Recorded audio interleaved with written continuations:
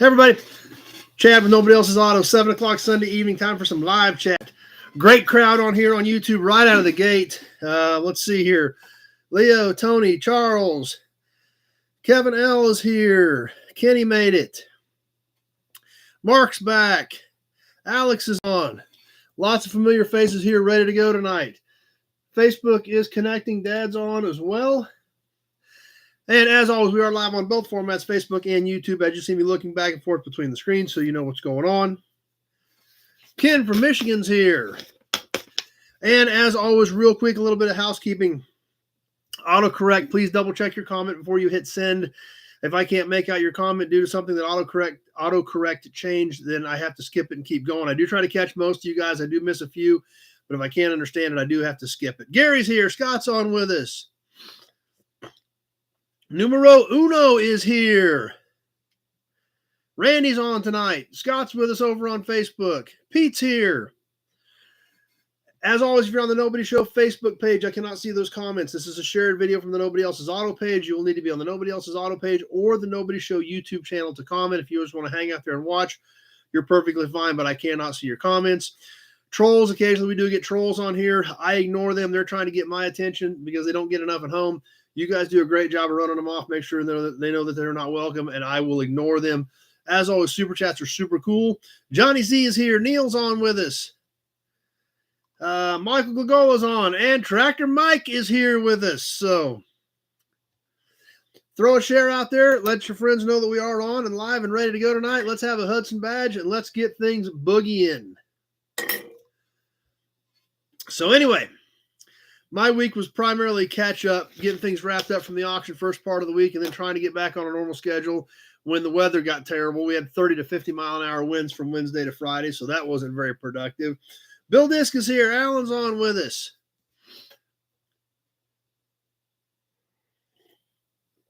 So not the most productive week for me. But anyway, tonight I guess we'll be kind of back on a normal schedule.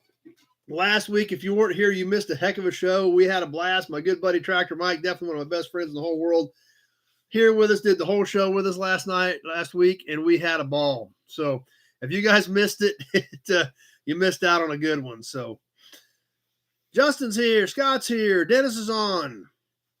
But we had a blast. I hope you guys enjoyed last Sunday night. Definitely shook some things up a little bit with Tractor Mike being here. And maybe we can get him back on again here sometime soon. Maybe when we go to Meekum or something. Michael Gagola had a blast with us. Yeah, we had a lot of fun. So, like I said, we'll be going to Meekum here end of November, first weekend in December. So maybe we'll see if Tractor Mike wants to hang over that weekend, and maybe we can get him to do another show with us. So, but I know I had a ton of fun. Seemed like all you guys had a blast. Leo said the hats were off the chain. Yeah, the hats were pretty funny. Bill Wagaman's here. Kevin was too tired to stay on with us. Yeah, that does happen. So Rusty's here with us. Yeah, it seems like a lot of you guys had a lot of fun with us, and it was a blast. There was no doubt about it, and definitely need to do that again sometime sooner rather than later.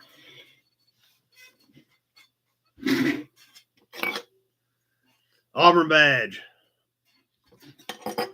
So what else has been going on? Like I said, we got picked up from the auction on Monday and Tuesday. Brian Dispatch. Well, that's good news if you're going to get back to driving the bus. So that's good news if you're feeling good enough to start driving the bus. So yeah, I guess we got to jump off a little early. That's understandable. Jeff from Ottawa's here. Pete is going to Meekum, KC. All right, sweet. So we can plan on seeing Pete there. You guys, put that on your calendars. Mike and I'll be there. Dad will be there. Rico and Jess are always there. So it's going to be a good time. So now we know Pete's going and his better half. So hopefully she'll keep Pete in line, but we'll see how that goes. But I know we're going to have a lot of fun. So put that on your calendar. Meekum, Kansas City, if that's something you guys might be able to make. But anyway, like I said, we got things. Scott is going to Meekum, KC, so we may have a pretty good time there. It sounds like a bunch of us may be there. So But got everything picked up from the auction, got most of the cars shipped out. I've still got a few things here that I'm dealing with. But overall, it had a successful weekend last weekend with the auction. Jim's here, just trying to get things caught up with it. And like I said, after I got all that done, I had an auction, went to an auction Wednesday, and then the wind came up the rest of the week, and it was just absolutely miserable. Didn't even want to be outside. Like I said, it was 30 to 50 miles an hour from late Wednesday through pretty much yesterday. The dates of the auction, Kevin, I think it's November 30th and December 1st and 2nd, I think, is when Mecum, Kansas City is.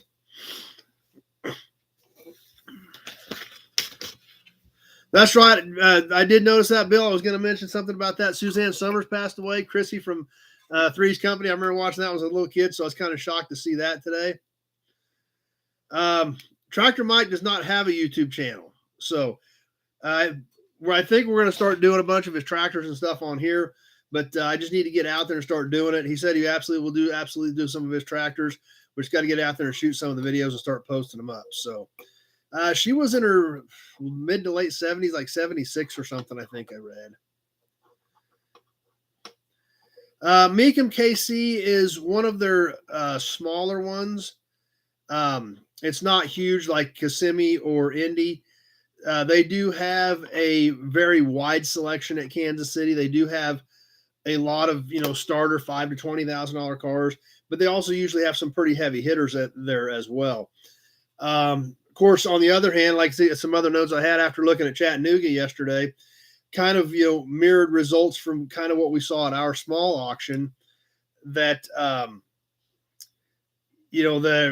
there was a lot of the higher dollar stuff was on Bid Goes On. They did sell some higher dollar cars, but looked like there were a lot of deals in Chattanooga, and I think we'll probably see some of that in Kansas City as well, because we are definitely seeing some corrections in the market. Lee's here.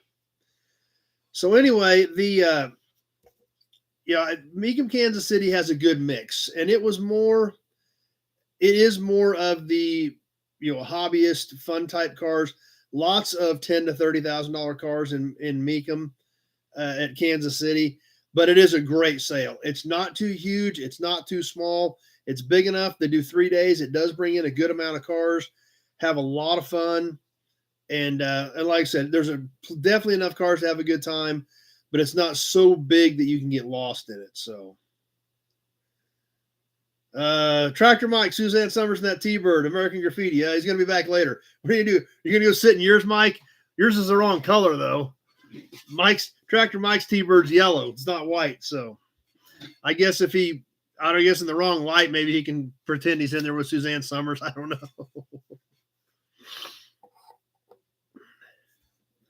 But that's the nice thing about Mecum, Kansas City. It's not so huge that you get lost, but there's definitely enough there that you see a ton of cool stuff and you have a lot of fun. So we've been going for, I think me and Tractor Mike went the first time in 2013. I think it was 2013, wasn't it, Mike? The first time that me and you went to Mecum, Kansas City. So wow, that's kind of crazy. And we've hit at least one Mecum every year since then. So that's wow. I hadn't actually kind of realized that, but yeah, I guess it has been since 2013. So definitely, if you guys can make it, it's definitely well worth it. Oh, real quick, also ads. We've been fighting the ad situation on YouTube for the last couple of weeks. If you guys see them, let me know. I try to catch them and skip them if I can, but they won't let me skip all of them. There are some of them that are not skippable. Yeah, it was 13's first time me and Tractor Mike went to Kansas City, Mecum. So just let me know, guys, if it's one I can catch. The ones that I can catch actually has a pop-up box. From what I've been seeing, they've only been doing this for a couple weeks, is it pops up down in the lower corner, and it has a timer on it. Those I can skip. The ones that I can't skip, they just pop up real quick with no timer, and they're gone in a few seconds. And then, as soon as I see them, that's about the time you guys start saying there's ads up. So we'll work around that best we can. If we have any during the auction, I will stop the timer as soon as that happens. So I don't know if Taylor Swift will be at the Kansas City auction or not. She might be. She's everywhere else around Kansas City. Who knows? Alan's here with us. Yep, 2013 Tractor Mike agrees with me. That was the first time we went. So like I said, it's always a blast. What else happened this week? I got my new processing rack. I'll have to share that share that with you guys sometime soon. It's a big, heavy stand. It's just a big giant stand where I can actually drive a car up there with the loader and sit the whole car on this big stand. So curious to see how that's going to work out. I'll have to share that with you guys after I use it a few times, see how it works. Does Tractor Mike sell on eBay? He used to, has not in quite a while. Pioneer Village Adopt a Car. Got a few more donations last week out of you guys, which is awesome. We are well on our way to the second vehicle that we will be sponsoring here at some point. Once I can get up to Pioneer Village and do some content with them, pick out a few cars that we're all going to decide what we're going to sponsor. But I am keeping close tabs on that. We are well on the way to the sponsoring the second car from the Nobodies on Nobody Show at Pioneer Villages in their new Adopt a Car program.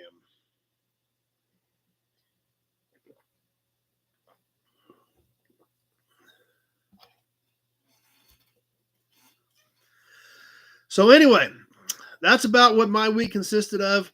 The auction on Wednesday, I did get a bunch of cool stuff. Pretty much like everything in the pile tonight, brand new meat. I didn't even own this stuff last week. So I got some great stuff at the auction, and I restocked the auction boxes for you guys. So, yeah, they do have a good start on KC, but they do have a lot of, it'll be a lot more stuff there, number one, by the time we get there here in 6 weeks. But there is a lot of cool stuff I found at this auction this week. Cans, brochures, license plates. Oh, some low number license plates. I got a can that's going to knock your guys' socks off, and I'm going to sell it because I've actually got it, and this one is almost as nice as mine. So this is literally all stuff I found. There's a couple things in the pile that I already had, but almost everything in tonight's auction, fresh meat, super cool. Didn't even know it existed a week ago, and it's already cleaned up, stockpiled in the auction box, and ready to go for here in a little bit. So we are going to have a fun auction tonight, and it's a little bit different mix because this is like literally stuff that I just found. So, do I mail to address on your about page? The address in the description part for this video, 522 Morton, is my mailing address. I don't know, if that has the yard address on North 281 or the 522 Morton. The 522 Morton is my mailing address because that's the only place I'm at every day. Some days, I don't always get to the yard every day, and the mail comes out there mid to late afternoon. So it's not uncommon to miss the mail out at the yard. Do I give any of these ashtrays with the mini tires around them? Yeah, I do have some of those.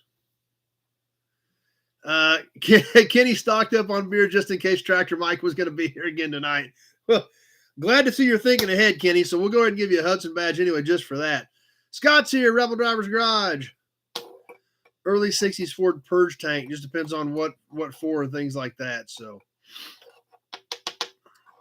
So anyway, glad to see Kenny is stocked up and ready to go. I will try to maybe give you guys a little better warning next time. If Tractor Mike's going to hang out after Meekum that Sunday night, we will try to give you a little bit of heads up. Maybe we'll go ahead and post that in the a little earlier in the day, so you guys can kind of get stocked up on beer for the night. Try to keep up with Tractor Mike. So that's a good idea, Kenny. Though we'll definitely have to try to keep that in mind to remind you guys when that's going to happen. So.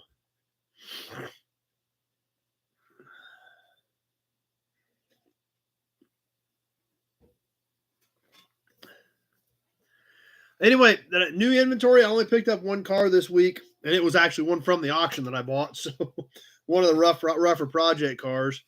The 38 Dodge Coupe, I did buy that one. I picked it up this week, so we're bringing some content on that. Obviously, the first half of the week was cleaning up from the auction, and then, another auction Wednesday, and then the rest of the week, like I said, was so miserable that didn't even want to go try to haul anything. However, did get some work done in a building, trying to make a spot for that the 58 Impala. Since that 58 Impala has to has to go inside since it's in bare metal. I've been trying to make a hole to get that so I can get that 58 Impala picked up. Because I definitely want to get that here and share that content with you guys as well. That's a pretty cool car. So anyway, that being said, let's move on to the promo model, some badges, some emblems, some story time. Talk about the raffle, get into some auctions, and then finish up the magazine from 2 weeks ago. The motor trend from December of 1993. We couldn't finish it last week. We had too much fun with Tractor Mike. We never got to it. So we'll definitely finish that up tonight. So, and it's great. That's why I didn't want to rush it last week, because there is some really great stuff in this issue. Kind of crazy to think that December of 1993 is 30 years ago, but it is. The new rack for working cars over prior to crushing. Basically what it is I can just sit. Let's see if I got a picture. This picture, you can see this picture. Basically what it is it's a giant jack stand. I can sit a whole vehicle right on top of it.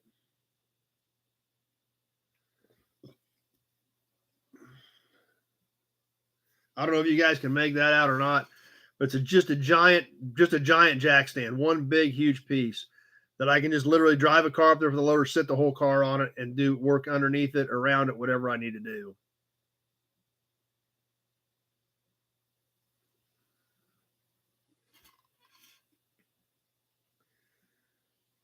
So we'll see how that's going to work out.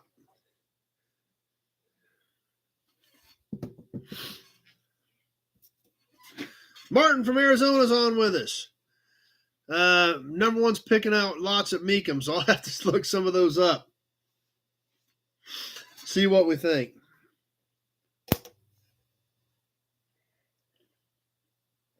But on to tonight's promo model. It's kind of crazy to think that the December 93 motor trend is 30 years ago, and that those vehicles are getting old and on the borderline of becoming collectible. And that's where we're going with the promo model tonight, into the 90s era. And there again, we're starting to see signs of life in the hobby for these cars. And it's just going to get stronger and stronger. These cars are getting old. They are, not as common anymore. They're getting harder to find. And they are entering the collectible market. Coolest jungle gym ever. It is solid steel. That thing is a beast. It came in separate pieces, and you have to bolt it all together. But one of the end pieces, I couldn't even stand it up. I literally had to use the loader just to leave it flat on the ground and just to stand one end up. I couldn't pick one end of it up by myself. It's a beast. So, yeah, I know, Kenny, we're all starting to feel old. We think 1993 is 30 years ago. But it is, which leads us to tonight's promo model. Being introduced right at the same time, a 1994 model year Z28 Camaro in medium quasar blue metallic. Now, obviously, you guys know I've got an F-body problem. I love all these F-bodies, really primarily anything. I'm not a big first-gen guy, but second, third, and fourth, I'm all over it. This is brand new, straight out of the box, one that I think we bought a bunch of these new. I've got some various colors and things like that. Turn it right side up so you guys can see it. Pete's digging it. I knew Pete would. But obviously in excellent condition. Never been out of the box. I literally just took, when I peeled it out of the box, I literally just took the tie downs off from around the wheels. Obviously Z28 medium quasar blue. Actually, this set of factory style wheels, somebody actually consigned a set of those at the auction last week that looked like new takeoffs. I did buy those too. Just because they were so nice. I wanted to put them on the shelf and have them. But, yeah, it does have the rear defrost lines in the back window for rear window defogger. Yep, I'm excited about the rack too, number one. We'll just see how it works out. I love the color on it. The blue is great. Obviously, the T-top panels are clearly visible on this one.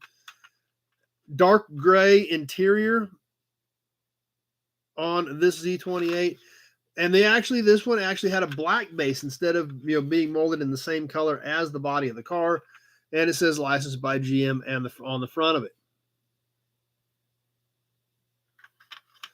So, like I said, condition is obviously excellent because it's brand new. Dad and I bought a bunch of these when they were new back in the early '90s, and this is still some of that batch that we have had all these years. So, Yeah, and Mike ran me up on the wheels. So, yeah, thanks, Tractor Mike, for running me up on the wheels. But anyway, I bought them, and I got them stacked on the shelf, so I've got them in case anybody ever needs them. But they are nice, man. They literally look like new takeoff centers and everything. So, but that's what we've got for the promo model tonight. The 1994 Camaro Z28 in medium Quasar blue. Pete has the Indy Pace car in this body style. I don't think I've got that one, actually. I don't think I've got that promo. So anyway, there it is. It's kind of crazy to think that this car is 30 years old. Tony's here, and at least in Kansas, 35 years as an antique. So these cars are almost getting into the antique status, literally, as crazy as that sounds. So there it is, the medium Quasar Blue 94 Z28 for tonight's promo model. Slide this one back in the box. Oh, making a mess here.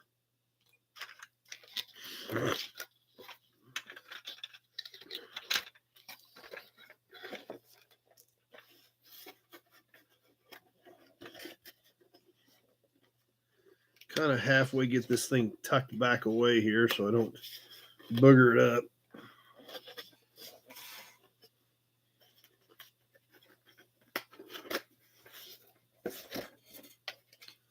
Put the little tie downs back in there so I've got them. Don't want to lose them. And a lot of people would look at this and say that's not that old. It doesn't matter. But to me, I dig them. Like, as you guys well know, I've got several fourth gens. I've got the 97 Z28 35th anniversary, and then, of course, my 01 and 02 WS6 Trans Ams. So I obviously am a big fan of the fourth gen F body and definitely like having these promos in my collection. So tuck that back out of the way, and then let's move into some emblems and ornaments, including a Hudson badge. And what the heck, let's give you an Auburn badge while we're going. Were you able to purchase promos or other memorabilia when you're working for the dealerships? I bought a little bit when I was traveling with Chrysler, like the Viper GTS that we looked at a few weeks ago.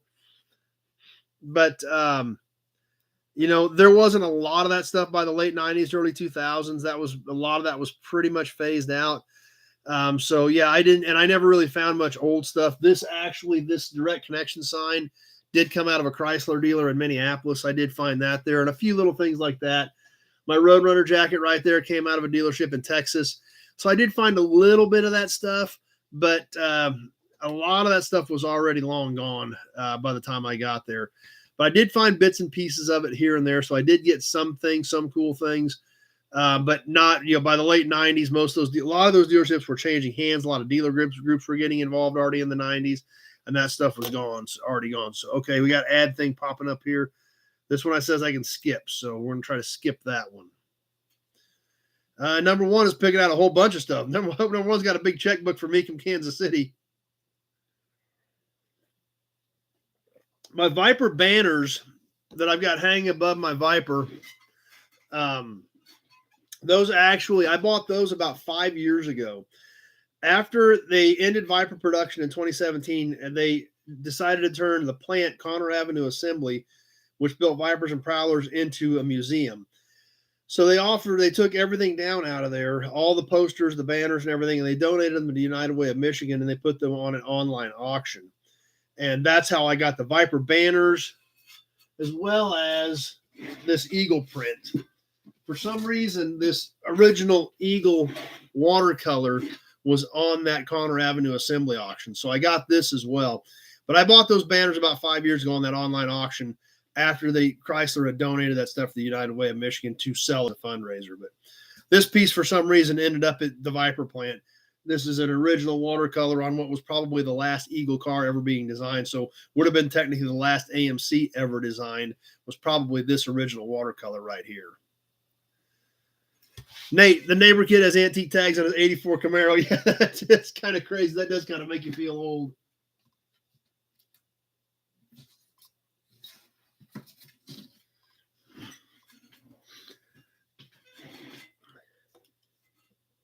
But that's where things are going, and that's one thing that we all need to be cognizant of, is that there's a lot of younger people interested in this hobby, but they are interested in things that we may not think is an important part of the hobby, these 80s and 90s cars, and even into the early 2000s stuff.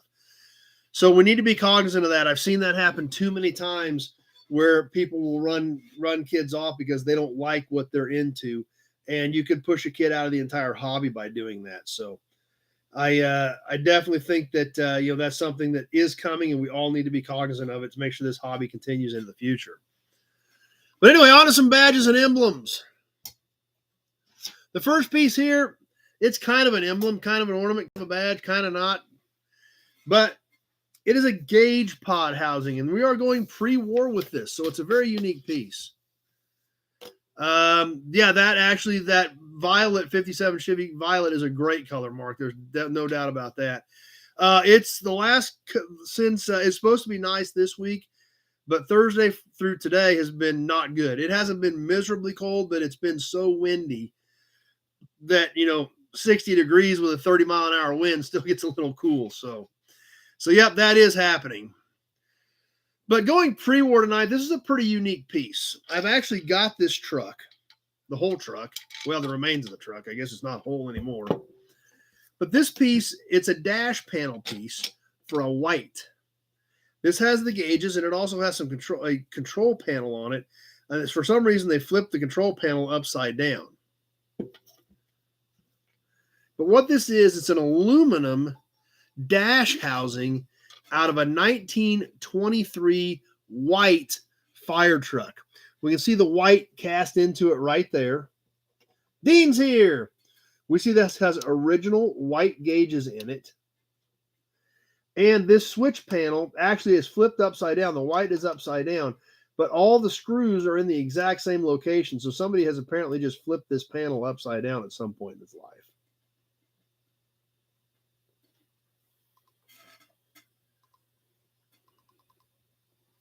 This is an aluminum housing. It has some depth to it because this stuff was mounted behind it on the dash. 229 V6. I know some of them had 3/8, which is a 231, but I'm not sure which one you're talking about with the 229 on that, Tony. So I always thought this was a cool piece. This is, like I said, this was a big fire truck. The apparatus was gone off of it when I got it. It was basically a chassis cab. But this truck was a beast. For the early 20s, this thing was a horse. I don't know how big the differential is in this thing, but it is massive. This actually was a light, an indicator light. It was notched. It had an opening right here, and it had a bulb right there. So this was actually an indicator light. Would have sat like this. Probably, I'm guessing, kind of a map light or something. I'm not real sure. Don't really know a lot about early 20s white trucks. This truck came from Southeast Kansas, actually, is where I found it. The reason I bought it is this thing had a massive aluminum grill shell with white cast into the aluminum. Absolutely killer grill shell. That's primarily why I bought the truck, is I wanted the grill shell. But like I said, I thought this was a unique piece, and with the white right on it, it is kind of a badge or ornament type piece. Kind of cool that it has both original gauges as well as the switch panel, which also said white. And that's one interesting thing about that truck is it has white everywhere. The rear end housing, they cast white. I think the running board brackets are cast, and they have white cast into them. Zach's here, Whiskey Business. I do not have any pictures of that truck anywhere that I know of, Mark. The Chevy looked like small block minus 2 cylinders. What years did they use them, Tony? So I thought this was kind of a unique piece to slide in for the pre-war emblem tonight. The dash housing with white cast into it everywhere out of the 1923 white fire truck that I've got at the yard.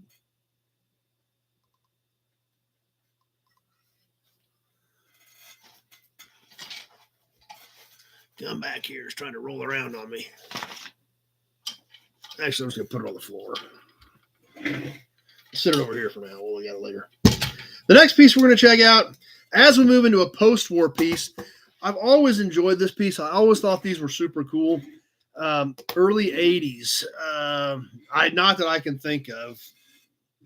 I can't think of anything except one. Well, that one Pete got I think that one Pete got had a V6 in it. That might have been one because that car was an 80 or an 81.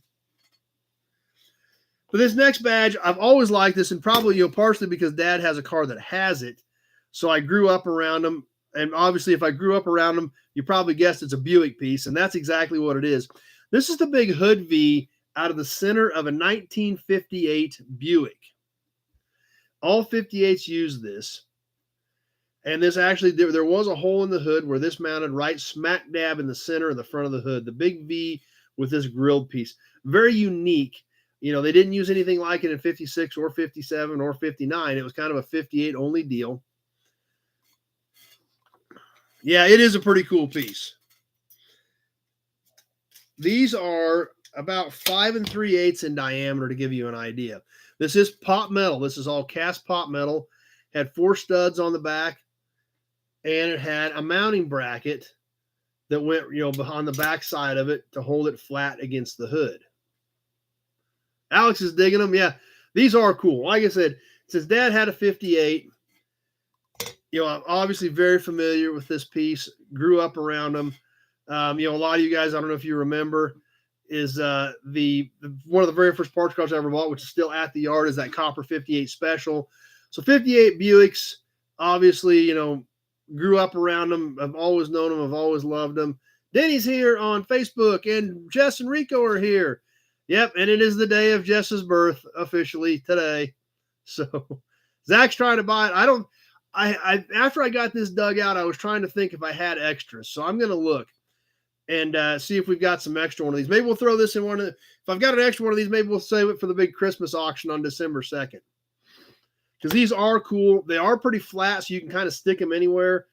It's different. It's one of those things where it's super cool, but if you put it in your man cave, everybody's going to say, what in the heck is that thing off of? Because you never see them. They're not that common. But it is definitely big enough to be a statement piece.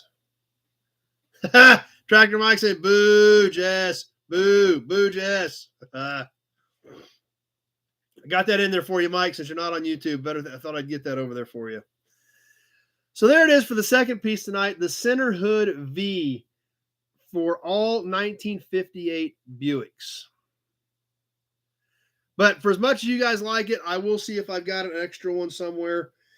I was thinking I did, but I'm going to double check and see before we sell anything. So we'll see if I've got one. We'll see if we can work one into the Christmas auction or something. But that's what we've got for tonight. The dash panel for the 1923 white fire truck. And the big hood V out of the center of a hood for a 1958 Buick.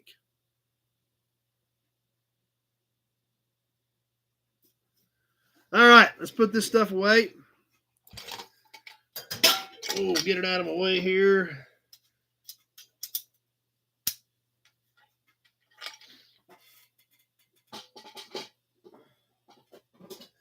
So we can keep moving on and get to story time.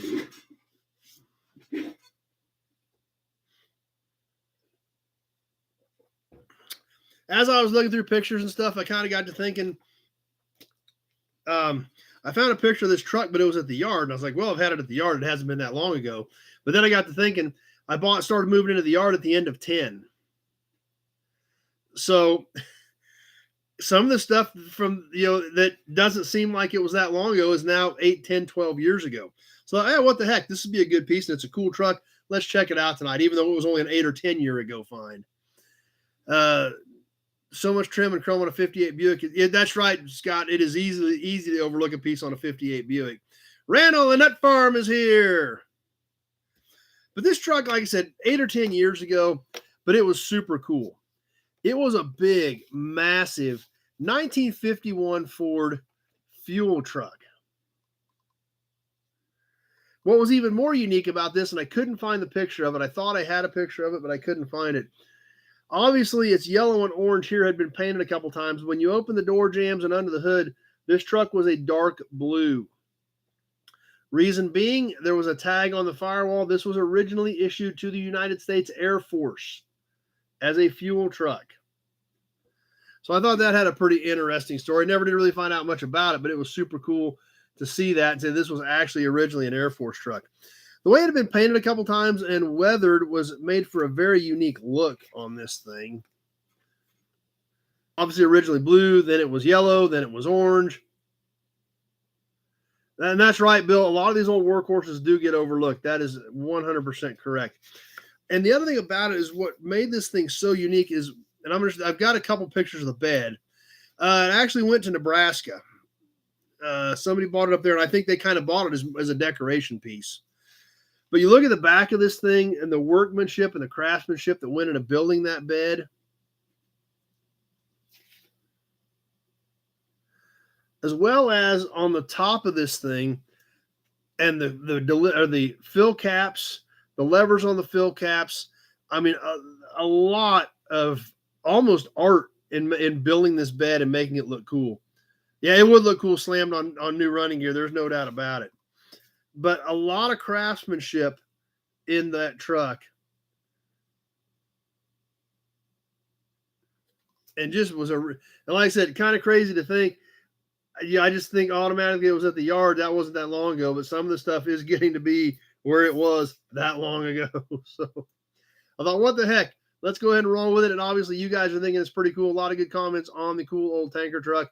And it was a neat piece. So it was one of those trucks. I found it at an auction. And there again, thought it was super cool. And obviously wanted to make sure it didn't end up in the iron pile. So I got it bought at the auction. Unfortunately, like I said, I never did find out a lot of good history about it. But it did have that Air Force tag on it and thought that was pretty cool. So I don't know if it came like from the Wichita area where McConnell is at, if it was used at the McConnell Air Force Base or whatever, what the original history was. I just knew it was a cool truck, and I definitely want to make sure it didn't go to iron. So I bought it, and then it ended up, like when I sold it probably 8 years ago, it ended up in Nebraska. So.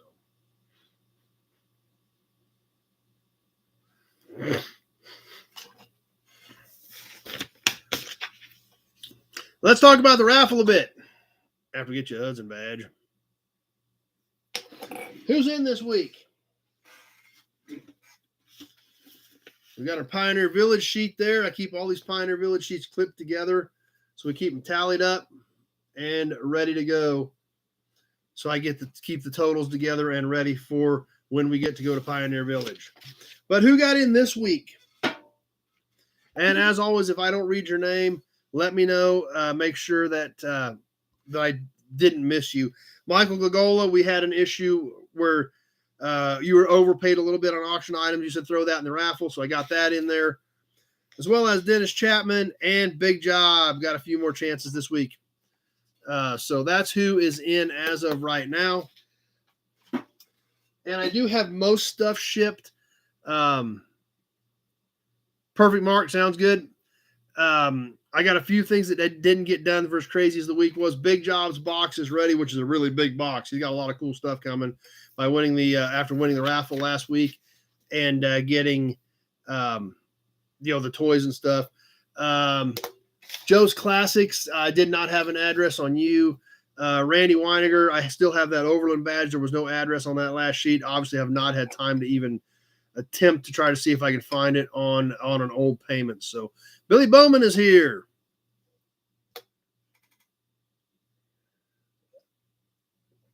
But what the heck? Let's do another ride. Let's do a drawing. Who wants to do a bonus?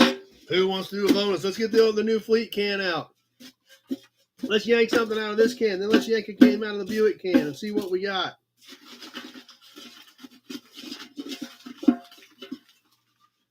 We got this. And who are we going to give it to? Matt's here.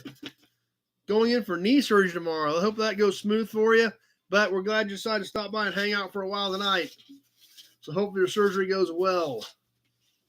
No problem, Randy. No big deal. I just didn't want you to think I was ignoring you and not shipping it. So let's yank a name out of here. See what we got.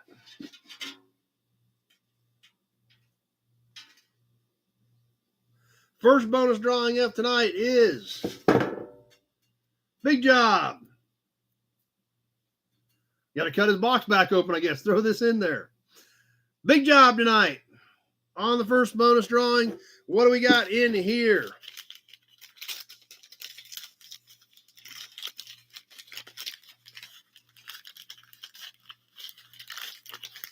Sometimes I'll wrap these things up a little bit too good.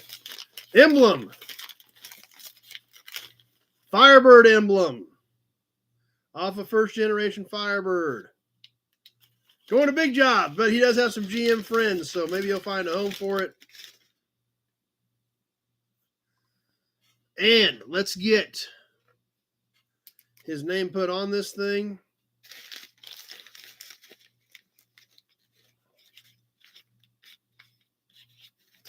All right. Got that one marked for big job. Let's get that off to the side there. Pete will be his GM friend. So, as always, these bonus drawings do not affect you in the overall monthly drawing. So, we will put Big Job right back in there. He is out if we do any more tonight. But that one's going to Big Job as of now.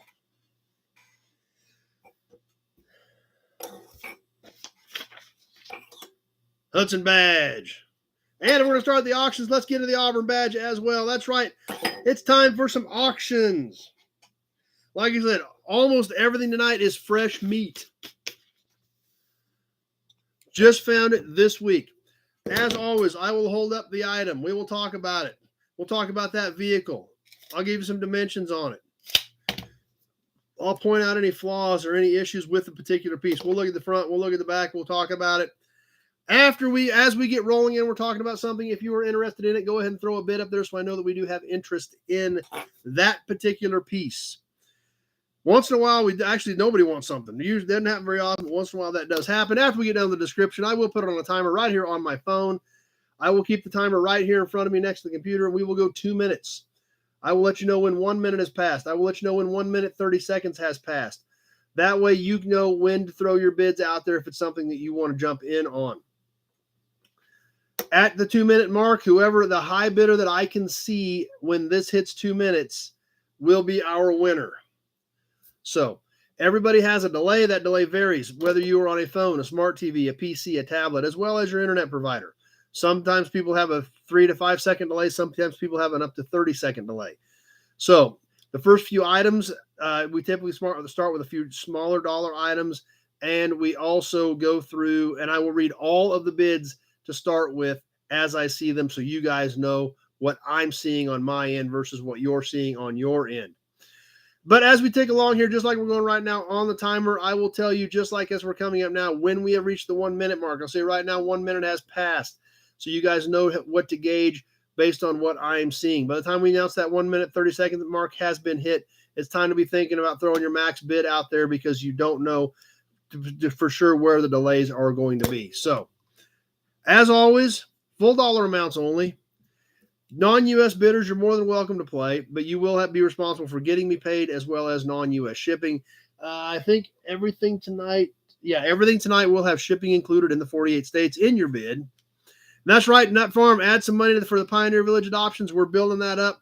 Like I said, well on our way to the second one already. So excited and can't wait to go up and help promote that program for those guys. So obviously great to round up. Just please let me know what it is. If you had X amount for auction items, X amount for Pioneer Village, X amount for Raffle, X amount if you want t-shirts, stickers, things like that. So I know. If I know X amount is for auction dollars, auction items, I can reference that against my list and figure that out. So good time to hit refresh, guys. Hit refresh. Make sure that we are current on your screen and you're seeing the most current form. Hopefully eliminate some of that delay as we get ready to roll. If you have any questions about bidding, you're not sure what's going on, but you see a piece that you're really excited about and really interested in, go ahead and throw a bid out there. And if you're not sure what to do, just give me a call tomorrow. My number is in the description part of this video. So just click on the video, go to the description, and give me a call tomorrow if you win something and you're not sure what to do. Check, money order, Western Union, PayPal, friends and family only. Any of those work. And so if you're not sure but you want to play, go ahead and play. Call me tomorrow. We'll get it sorted out. That being said, I guess we're about ready to boogie. And like I said, almost everything tonight, other than with the exception of one or two pieces, small pieces, almost everything, single thing tonight is fresh meat, fresh from Wednesday's auction. And it's going to be super cool. Now, there's one piece from Wednesday's auction that you're not going to get. We're going to check it out on an upcoming Toy Tuesday. but I found the rarest and most valuable license plate I've ever bought. And you guys know I got a lot of license plates. And you know I've got a great Kansas collection. We talked about that on some Toy Tuesdays. I found the rarest and most valuable license plate I've ever owned. You guys are going to be excited to see that. And no, it is not in the auction and will not be in the auction. That being said, let's get rolling tonight. Let's do some digging here, see what we all got here. Got a big pile, ready to go. And like I said, we'll start off with a few smaller, cheaper pieces as always. Let's get rolling with some matchbooks. And what all do we have tonight? We've got toys, sales brochures, license plates, cans, maps, ashtrays. Oh, and I got a surprise piece too that is just super killer. But like I said, there's some great stuff. So let's get on it. Yes, it is a Kansas plate. It is a Kansas plate. Kenny never knows what he's doing anyway. Should he just call? That's fine, Kenny. You can call me. We'll figure something out. It'll probably be wrong. But if we really want to make sure it's wrong, we always know we can call Tractor Mike. And then you can get my opinion and Tractor Mike's opinion. And then you'll never be on track again, probably, Kenny. You'll probably be off the rails forever. But don't worry. Me and Tractor Mike will get you on some sort of path. I'm not going to guarantee you which one, but we'll get you on some sort of path. So anyway, but that's what we got. Tractors, cans, brochures, books, salt and pepper shakers. Yep, we got some of them too. Some killer license plates. These license plates are great. In fact, I'm gonna give you a sneak preview of this license plate. Not the one that not my good one. This one's gonna sell. There it is. Yep, so good it's wrapped up. So we're gonna have some fun tonight with fresh meat. Starting off with some matchbooks, we'll go ahead and get rolling. Okay, hold on here. Ads. This one says I can skip. If this happens and it's non-skippable during the auction, I will stop the timer as soon as I see it pop up or you guys tell me you're seeing ads. So starting off with some gas and oil matchbooks, some killer gas and oil matchbooks tonight. Rich Lube, Richfield gasoline, keep your motor running with the Richfield Bird.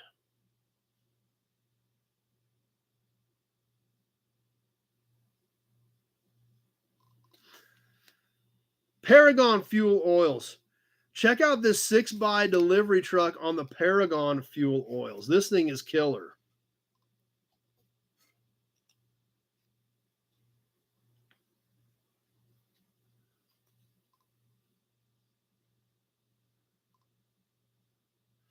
As well as another great one, Pure Quill Stations, gas and oil, Rochester's first trackside station. Check this one out. Amazing graphics on these.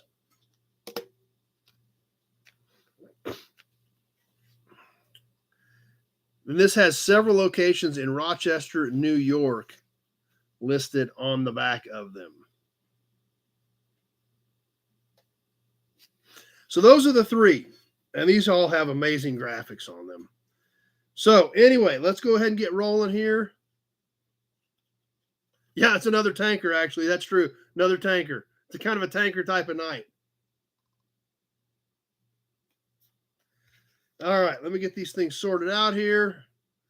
And all three of them, one-shot deal. And let's go ahead and boogie on these matchbooks. Anybody going to start us off? We got nothing going right now. Rich Lube from where? Alex at 8. Rich Lube says, this says Ivor Oil Company, but it does not list a city. So it does not say, and there's nothing on the back of the Rich Lube. So Alex at 8, X-Ray at 10. Let's go ahead and get these things rolling. Kenny at 10. But I had Dean first, but these are great ones.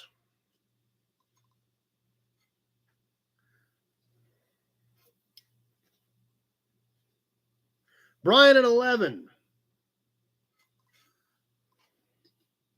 And like I said, I'll try to read all the bids as soon as I see them, just so you guys can see what I've got going on my end. Kenny at 12.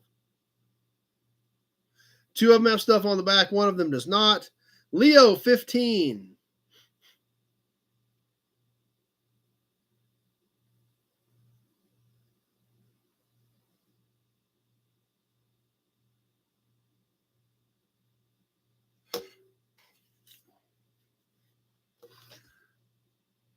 As we're coming up on the 1 minute mark, I've got Leo at 15.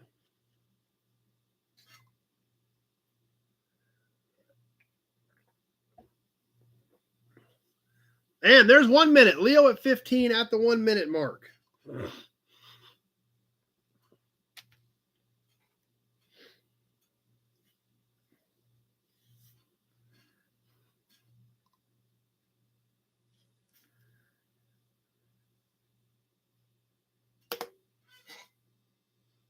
Trying to keep my wits about me and keep things sorted out here as we keep moving so we can keep things rolling.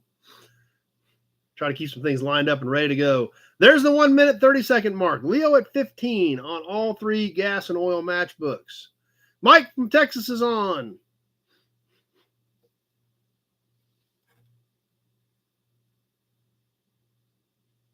Mark at 16.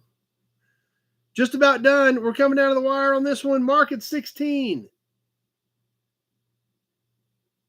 Kenny at 21. Mark at 22, and that does it. Whew. That was tight, Mark. That was literally at 159. Mark, I mean, you got them done, Mark, and those are great ones. But, man, that was literally 159. Big Job is here. GOB's here.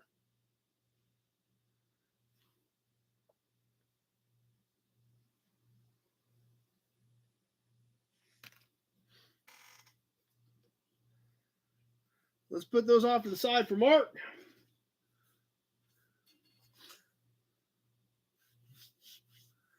And let's do a toy. This is a cheaper toy. I think it was a fire truck, and it is missing part of its apparatus. But it is a really cool and a really old Hubley.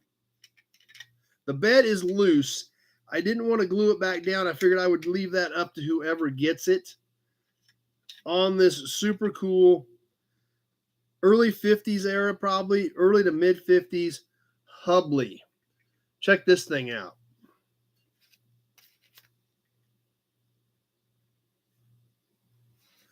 Like I said, I think this was a fire truck, but it's missing some of the apparatus on the back. This bed is loose. Now, it does still have the hole, and it does still have the pin. It does go right back down on there just like it should.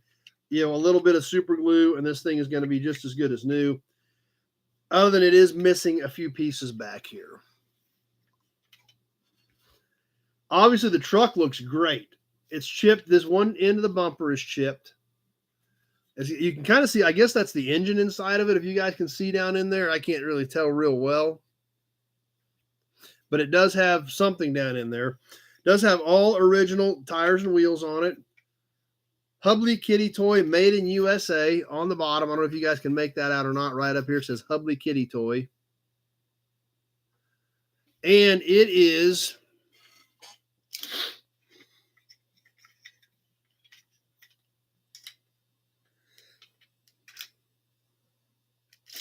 six and 3/4 inches long and a little over 2 inches wide.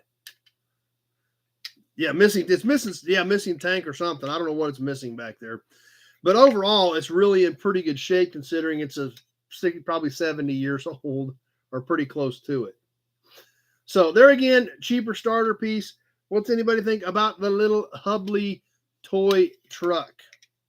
Hey, Hubley Kitty Toy. Hubley Kitty Toy is what it says. There again, I don't know if you guys, there we can kind of get the light right. You can kind of see Hubley Kitty Toy right there.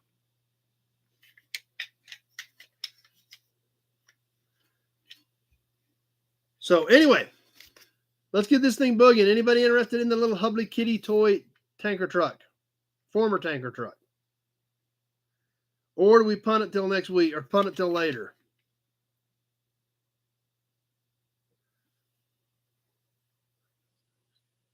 Dean at 8. And we are live on this thing. I'd already hit the timer. We've got Dean at 8.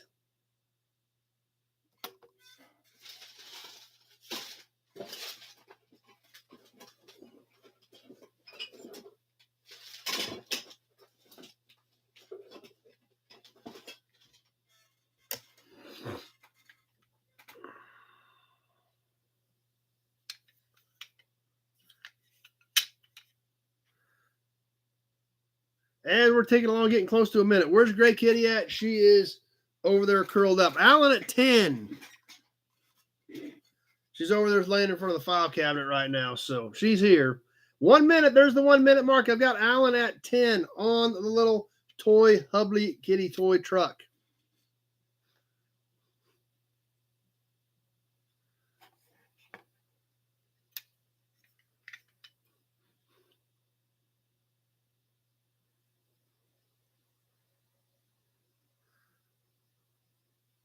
As we're coming up on the minute and a half mark, Alan at 10. I know Alan likes some toys. There's the minute 30 mark.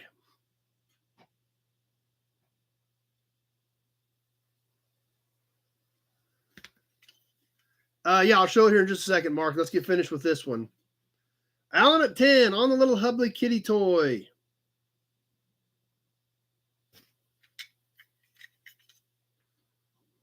Dean at 11. Just a couple seconds left. Dean at 11. And that does it. X-Ray Dean at 11.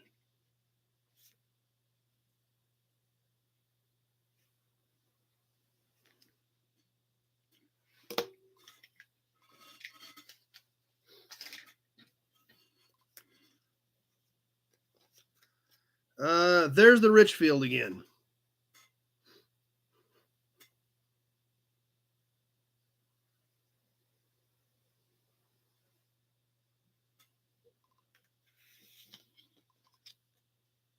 And that one did not have anything on the back, so.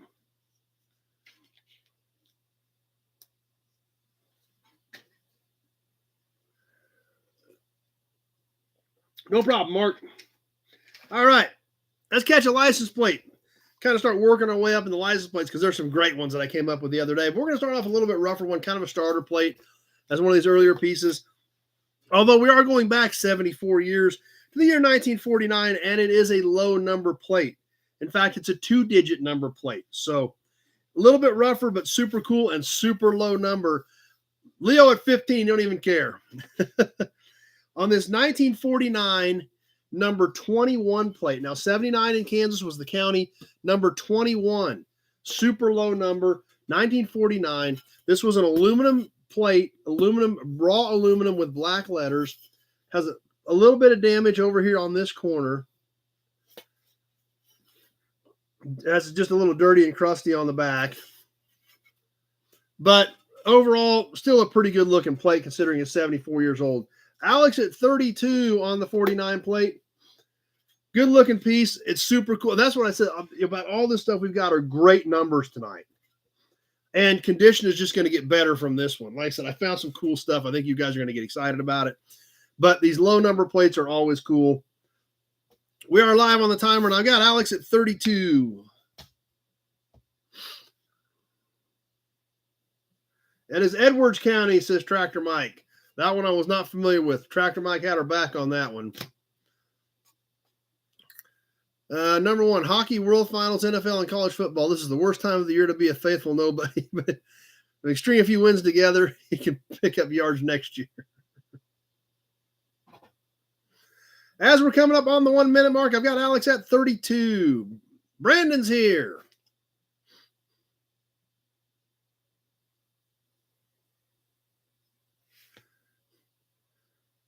And there's the 1 minute mark. 1 minute has now passed. Alex at 32.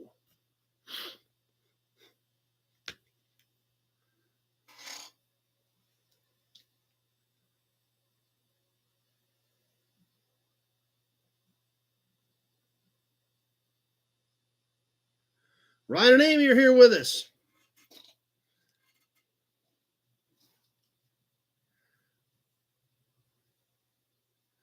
And there's the minute 30 mark. 1 minute, 30 seconds has passed. Leo at 33.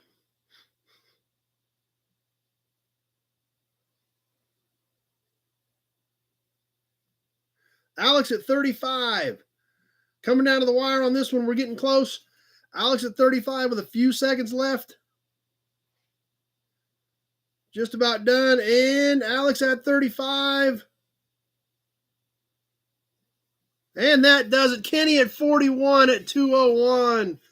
Kenny missed it by that much. That much. Alex at 35 is who we had at the 2-minute mark.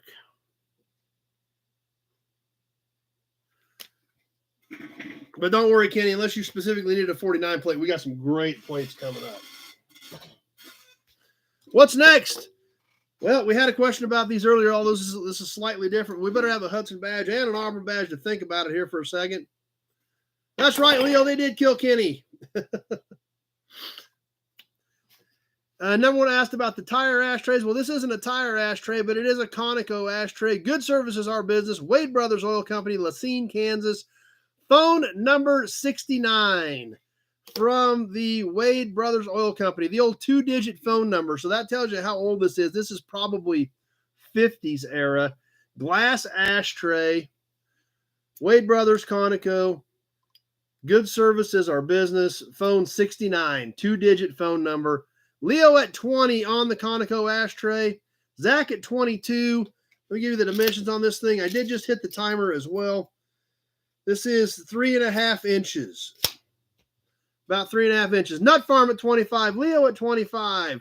I had Nut Farm first on the old school Conoco 2-digit phone number ashtray.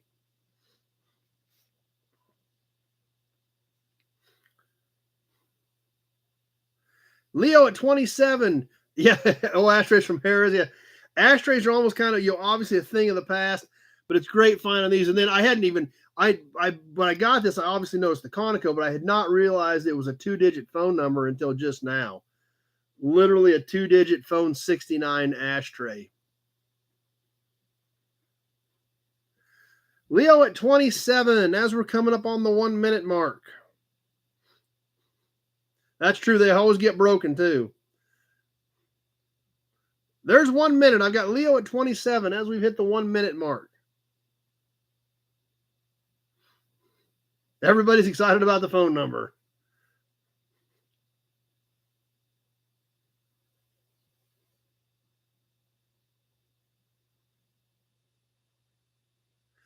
Coming up on the minute 30, I've got Leo at 27.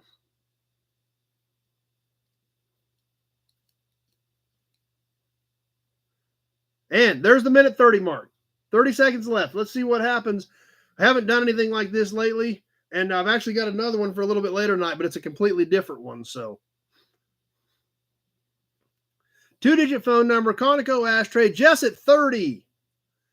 I've got Jess at 30, Alex at 32. We've got a little bit of time left, not much down in the last few seconds. Alex at 32. Big Job at 33, Zach at 36. And that does it. Zach at 36. Holy cow, that got interesting.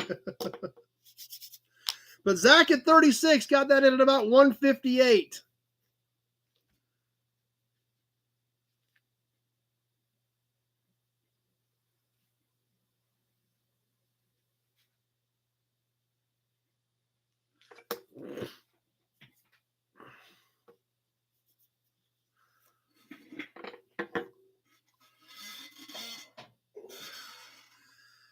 All right. Oh, we need a Hudson badge after that one too. What do we got next? Let's see what. Oh, let's get some cans in here. We got to squeeze some of these cans in. Man, there's a lot of. In fact, let's do a twofer on cans. There was a whole lot of shooting. Let's do a twofer on cans. Twofer on some square cans. Gear case oil. McCulloch gear case oil. I don't know much about this one. That's right. It's a can combo. That's right, Brian. McCulloch gear case oil. It's got a goose on it. And it's also got some Pegasus down here, but it does not say Mobil on it. It says General Petroleum Corporation. Leo at 10. It is double-sided. One side's a little rougher than the other. It does have some surface rust, but a great-looking goose on this one. McCulloch gear case oil. Going along with the McCulloch gear case oil is the same size can. Dean at 11 for Ward's. Who remembers Ward's? Ward's heavy-duty hydraulic brake fluid. Somebody did put a piece of masking tape around the middle of this thing at some point. I did not try to get it all off. It does still have the price tag on it of 79 cents. Leo at 12. The geese, the pterodactyls of modern times. There you go. The Ward's can does have facts on the back on how to use it. Ward's, I think this was Montgomery Ward's. Yeah, Montgomery Ward USA on the back. Matt at 15. Does still have the original spout on the top of it. Leo at 16. So since these are both kind of medium grade cans, I figure we'd throw them together and run them as a one-shot deal. You're getting both of them together, one-shot deal, the McCulloch gear case oil as well as the Ward's. Leo at 16. Let's get this thing on the timer and get rolling on these cans. Matt at 16, but I've already got Leo at 16, so Leo was first. But I bet we're not done on these things anyway. Matt 17. 2 for 1. Getting both of them. They are both empty, but they are both cool.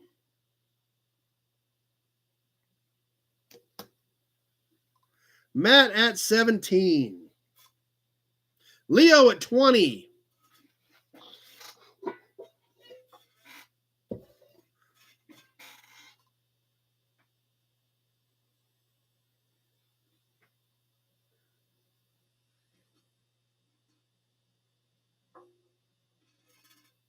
I guess it does say mobile lube right here, but it does have the little Pegasus on it.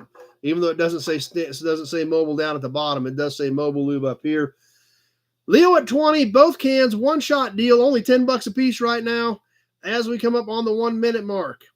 And there it is. 1 minute has now passed. Heck of a deal, $10 a can. You're getting both of them for 20 is where Leo's high bid is at. We'll see if that holds together for another 50 seconds.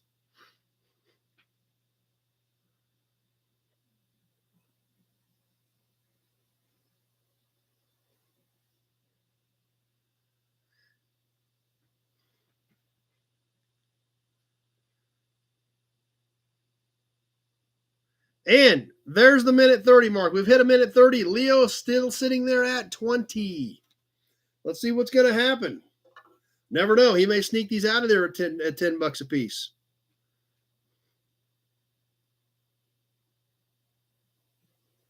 We're coming down to the wire. It's ticking away.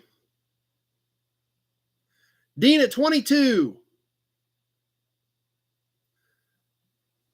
Just about done. Dean at 22. And that does it. X-Ray Dean at 22. Brian came in at 30, just a hair too late.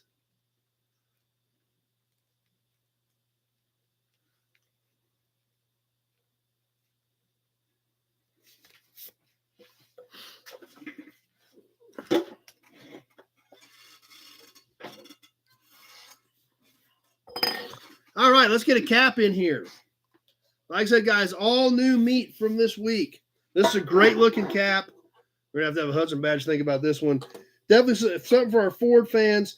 Original paint, mid-60s, super cool looking cap. I think this is like mid-60s pickup, van, things like that. Leo starting us off at 15. He ain't even seen it. Well, you wouldn't be disappointed if you got it for 15 anyway, Leo. Just check this thing out. Great looking cap. Appears to be all original paint. Even the orange, I think, is actually original on this. Obviously got some chips and scuffs. The back has some light surface rust. But nothing serious.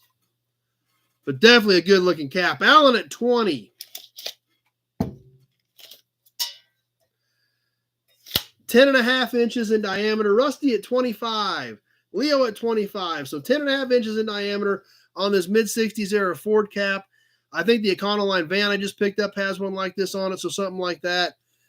Alex at 30. Leo at 30. I had Alex at first. Looks like 10.25 for the 15-inch wheels.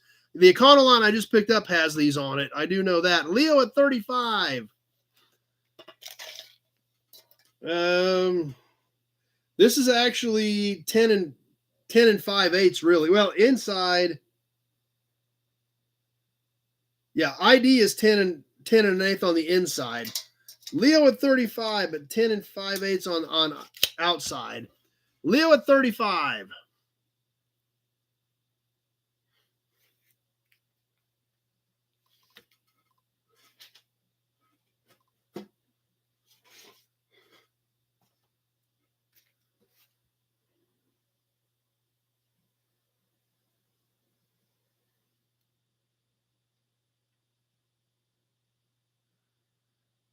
As we come up on the 1 minute mark, Leo at 35, and there's 1 minute.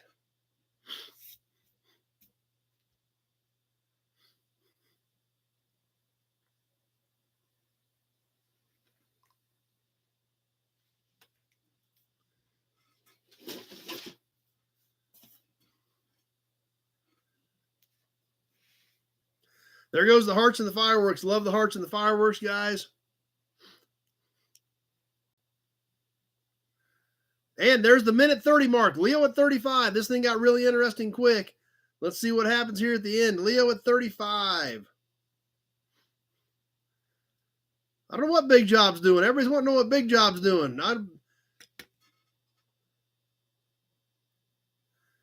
We're coming down to the wire. We've only got a few seconds left. There's Big Job at 40.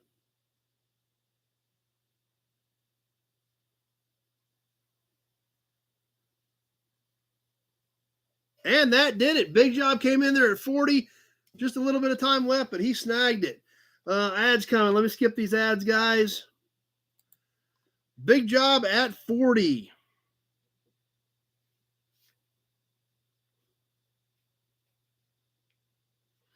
Good thing I still got some room in that big box that's heading your way this week, Big Job. Big Job's got a big box coming.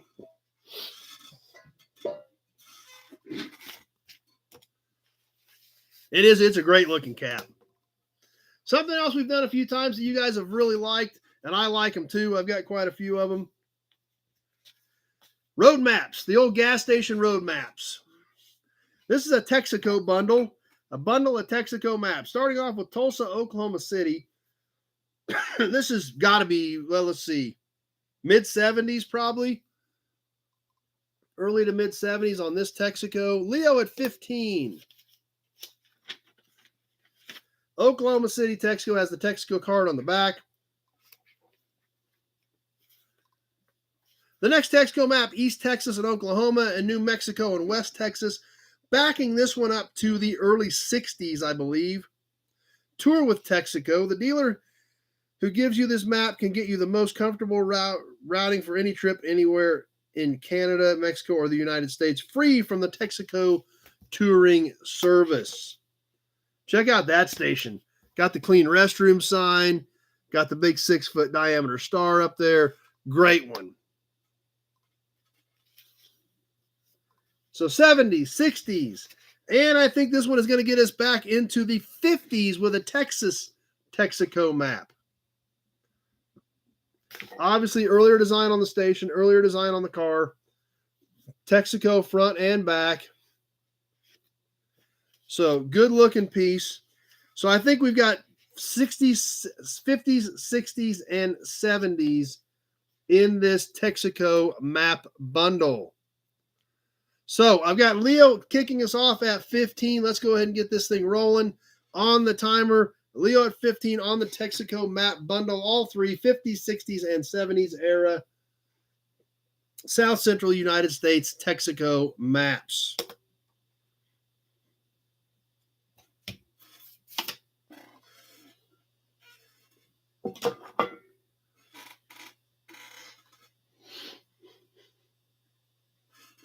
Leo must be the only player we've got on maps tonight. As of yet, at least. We'll see what happens. John's on. Yeah, back when clean restrooms were a thing. That's very true.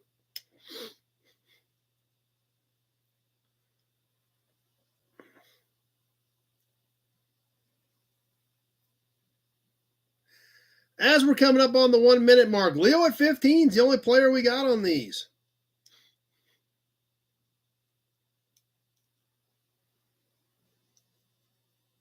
And there's 1 minute.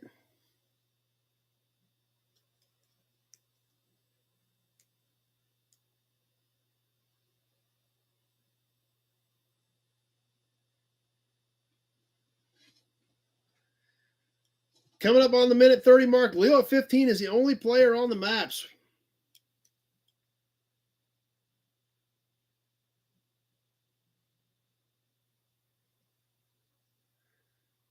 And there's minute 30. 130 is gone. 3 different eras of Texaco maps coming down to the wire. Leo at 15.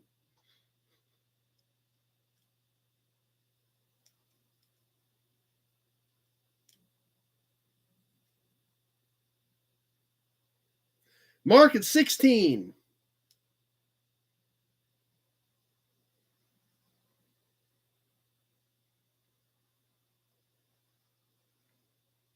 Leo at 17, right at the end. Leo snuck back in there at 17. Barely, barely, barely, barely, barely.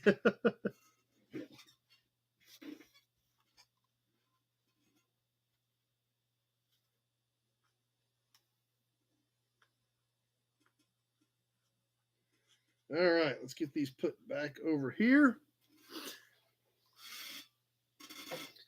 And on to another license plate, another low number. Pawnee County, 1976, 77, and 78. This one does have the stickers on them. We've talked about that a little bit before. In 76 is when it was 77 is when Kansas started using stickers. Number 64, this is a great looking plate, great condition. Look at the paint on this thing. Like I said, this was originally issued in 76. We see 78 here, so I'm sure there's a 77 sticker under there. Low 2-digit number. You can see the blue paint on this. This is a navy blue with white lettering. The back of this thing looks just about as good. Kenny at 10. It was used. We can see where the screws were at that scratched the paint. Tweedledee at 12. Leo is reloading. Nice plate, nice and flat, good condition, good, nice and shiny, good looking piece. Let's get this thing boogieing and keep moving. Tweedledee at 12 as we go on the timer on this 2-digit number 64 76 Kansas plate.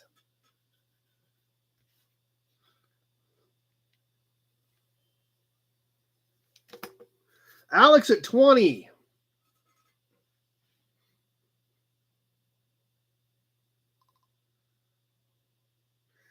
And Mary at 15 over here on Facebook, but I've got Alex at 20 already on YouTube.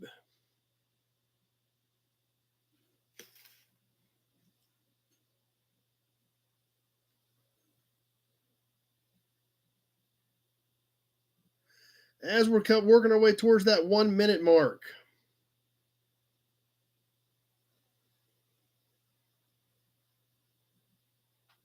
Leo at 30. Mary at 22, but I got Leo at 30. Pawnee County. PN was Pawnee County. There's the 1 minute mark. Tweedledee's here. Just past the 1 minute mark. Leo at 30.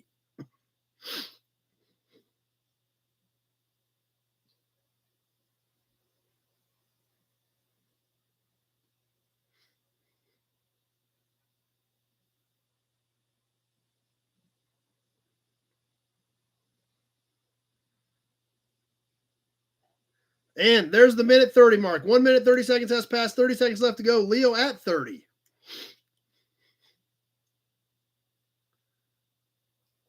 Alex at 33.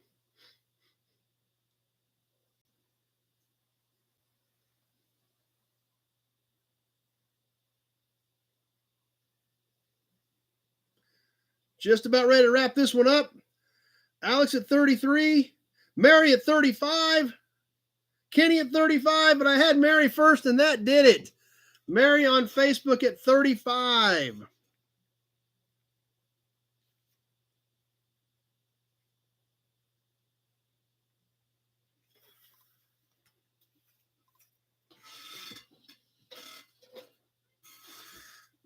All right, let's shake things up a bit. Yeah, Mary's excited. Good job, Mary.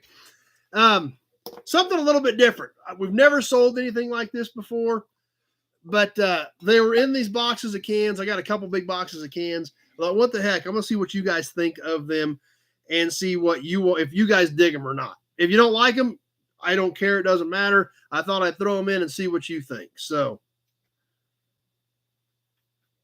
let's see what we think here. They're steel cans. It is a twofer. You're going to get 2 cans on this deal, but they're a little bit different.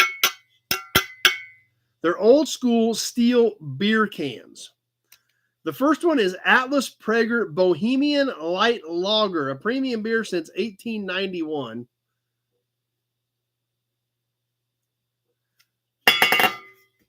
Now, like I said, if you guys don't like these, that's fine. Just tell me. This was the old pop top steel beer can. And this next one cracks me up. Leo likes it at 15. This next one just, I think, is hilarious. It literally reminds you of a Roadrunner cartoon because it is Acme beer. Literally Acme beer. Nut Farm at 20, Dean at 18. So you guys dig them. That's cool. This time they didn't even have a pop top thing. They just punched it with a knife. Lots of bids. Okay, you guys love these things. Leo at 25 is my current high bidder. This does say Acme on both sides. It does have the metal seam. Oh, yeah, they're hilarious. That's why I was like, I don't know what the heck to do with them, but I thought you guys would. Check out the dude dancing on this one. Tony's got some of these in his basement from his dad. So Prager, Bohemian Light Lager, and the official Acme beer. Let's get this thing rolling on the timer. Yep, the poor coyote. Leo at 25 is my current high bidder.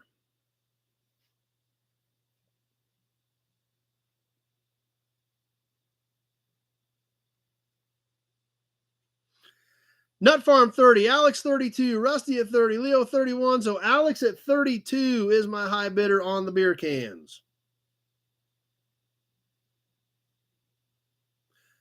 Alex at 32 at this point.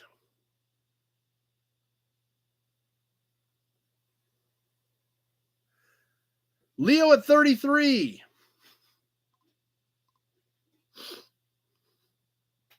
Yeah, Acme Wile E. Coyote Lager. That's a good way to put it, Mark. Randall and Nut Farm at 35.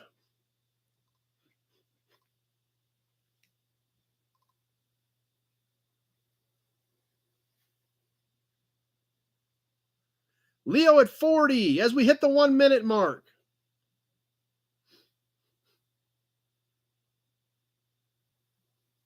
Yeah, I think we did find a new popular item. But these are pretty cool. The Acme beer just kills me. You got to have funny ones like this, I think, to do good. Yeah, the colors are great. The graphics are great. These kind of check all the boxes. But yeah, if I find some more now, I will definitely remember this, though.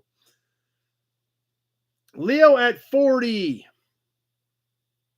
And we hit the minute 30 mark. Alex, these are kind of rare ones. We've hit the minute 30 mark. Leo at 40.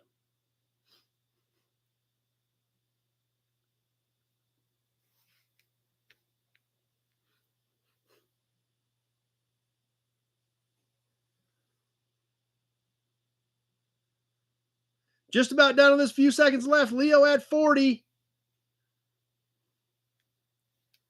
Randall, the Nut Farm at 41. And that did it. The Nut Farm at 41. The beer cans are going to the Nut Farm. Zach at 44. Rusty at 42. Boy, Nut Farm got lucky on that one.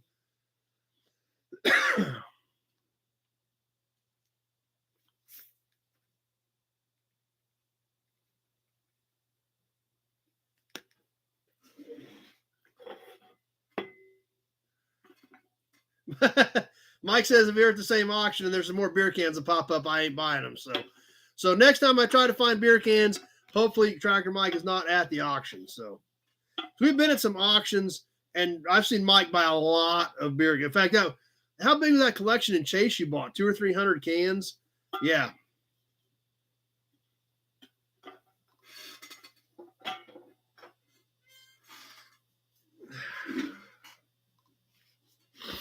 All right, that was fun. And, of course, in honor of Tractor Mike, I figured we ought to throw some tractor stuff in tonight. There was some tractor stuff in that stuff I bought this weekend, so Johnny Z wants a Tractor Mike autographed Bush Latte. So we're going to do a bundle of case books in honor of Tractor Mike. He's not here tonight, but we had to Nut Farm's already Christmas shopping. There's one gift done. I thought I grabbed there was some cool tractor stuff, so I grabbed one handful of it to go ahead and throw up tonight. I don't know if you guys are going to dig it or not, but hey, we had to do something in honor of Tractor Mike. Starting with, this is a super early, I don't know if it says a date on it, JI Case JA Series Disc Harrows Control Manual.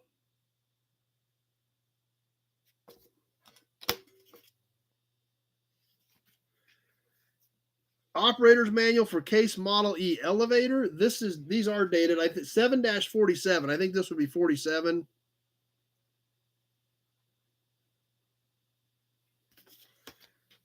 B and H series plows. This one is torn. It does have some damage.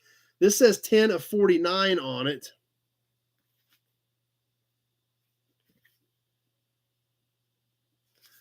And this one, Case VA series tractors, it has been wet, so it's very stiff. And some of the pages are stuck together on this tractor one. So this one is rough. But we're just going to sell them all in one pile if you guys are interested in them. So, in honor of Tractor Mike's visit last week, I thought we'd throw some tractor stuff in here if you guys are interested in it. You guys tell me what you think. All of them for one-shot deal. All the Case tractor books going together if we have any tractor fans with us besides Tractor Mike. Dennis at 15, so Dennis likes them. So let's go ahead and roll with it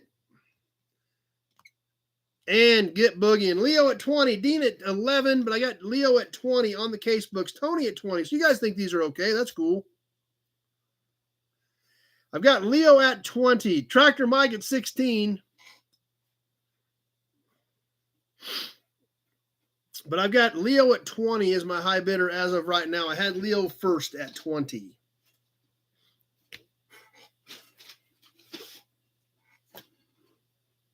Tony's got a VA case. Okay. Tractor Mike at 21. Tony at 22, but I've got Dennis at 30. Dennis jumped in there at 30. Mary at 22. But Dennis has got everybody covered at this point at 30. Dean at 33. Nut Farm says we need more Tractor Mike stories. We'll definitely get some more Tractor Mike stories. We'll probably actually create a few stories when we go to meet them.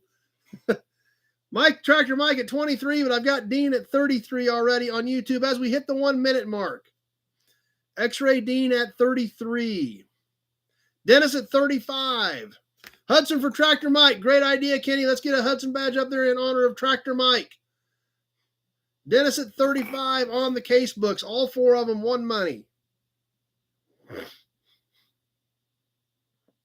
Leo at 40.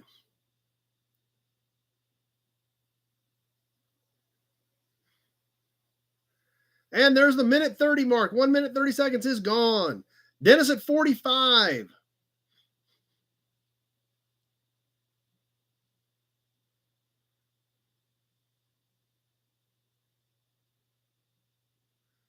Just about ready to wrap this one up. Dennis at 45. We've got a few seconds left. Let's see if anybody sees, see if there are any snipers out there on the roof. Tony at 46. Leo at 46, but I had Tony first. And that does it. Tony at 46.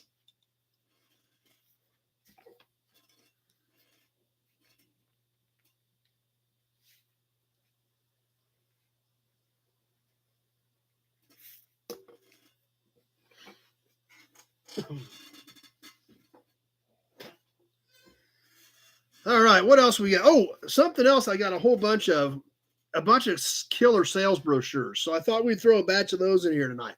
I got a whole box of all kinds of killer stuff. Now, sales brochures are great because they had great pictures, great content, great color. And that's what we're going to start off with tonight. In fact, all three of these are absolutely killer. For our Chevy fans, Tractor Mike says, J.I. Case people are cool people. I don't know where Joe is tonight. So for our Chevrolet fans, this is a great bundle. Actually, there's 3 pieces, and every piece is killer, so I don't even really know where to start. But we're just going to grab one, and we're going to check it out, because these are amazing. You guys are going to dig this. Leo don't even care. He thinks they're so amazing, he's in at 15.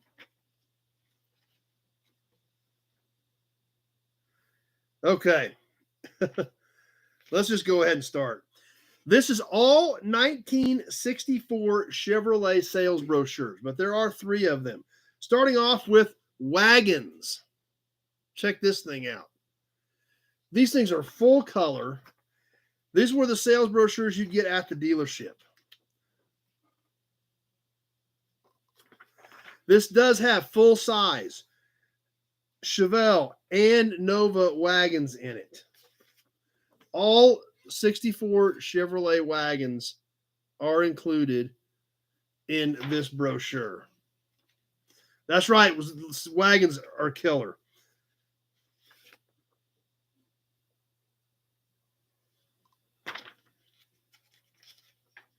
This even includes the Corvair Greenbrier van.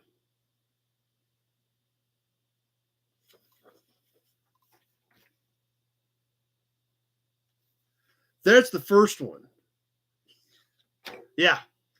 The next one, the 1964 Chevy 2 Nova. These are originals.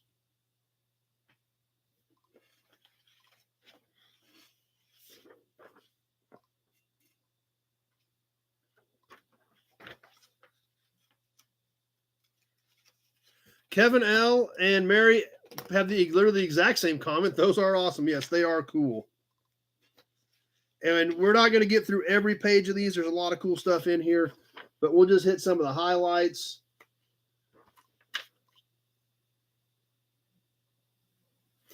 That's right, Dean. They did make a two-door Chevelle wagon. I forgot to point that out. See if it was. I think it was in there. Yeah, they're right. I missed that, Dean. There's the two-door Chevelle wagon in '64.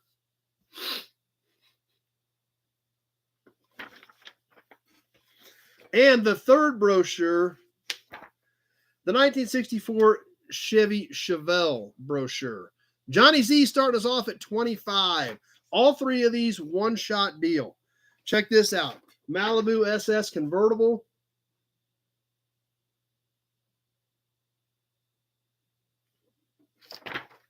Leo at 30. Oh, this thing is great. Dean at 30. I'm not going to show you every page, but I got to show you a few of these things. We'll leave some surprises for whoever gets them.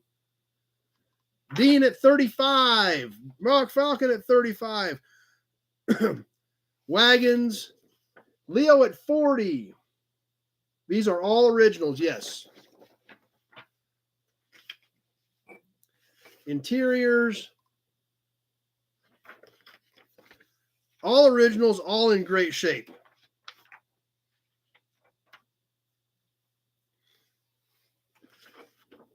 Optional 4-speed. So let's get these things rolling. Leo at 40 is my current high bidder. These are all originals, all amazing condition, absolutely killer colors, just great pieces. Dean at 48.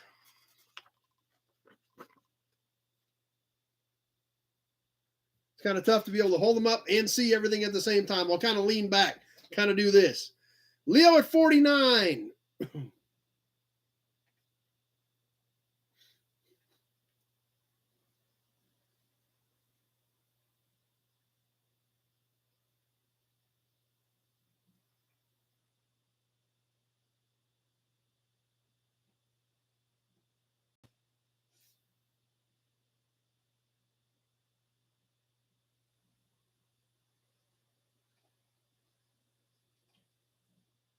Yep, that's true. Interesting that the two of them are illustrated and one of them's not, since they're all the same year. But 1 minute has passed. There's 1 minute is gone. Leo at 49.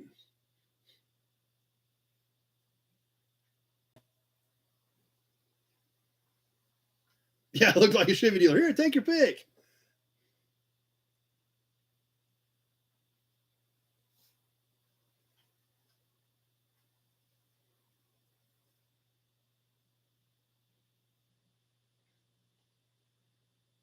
And there's the minute 30 mark. 1:30 is gone. Dean at 50.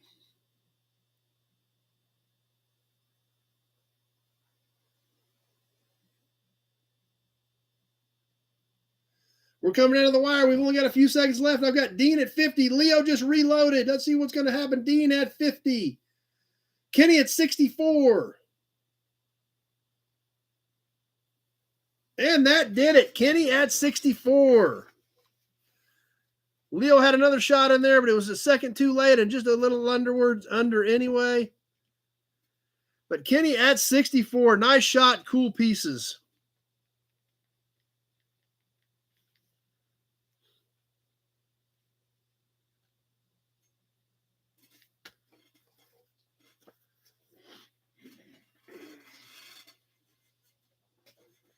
And we got some more of those coming. There's some more Chevys. There's some Mopars. There's some Buicks. There's some Oldsmobiles. There's some Pontiacs. All kinds of killer ones of those in there.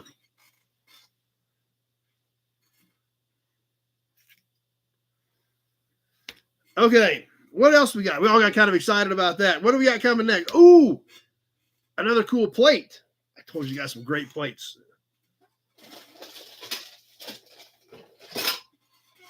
This thing's a little bit funky. It's a little teeny tiny plate. It is a motorcycle plate. Ads. Okay, perfect. We'll wait. Perfect, guys. Appreciate that. You guys are right on it. Hit the ads, so let me know when we're all clear. Randy's good. Give everybody a few more seconds. Big Job's good. Clear. Okay. All right. We're good. That was perfect, guys. We finished that one up. They popped up. You guys let me know.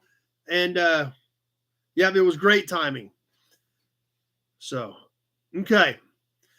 That being said, we're ready to boogie on to the next piece. And this is kind of cool. Leo heard license plate. He's already bidding. Leo at 15. This is a 1975 Kansas plate. But it looks a little funny, doesn't it? It's kind of tiny. It's a motorcycle plate.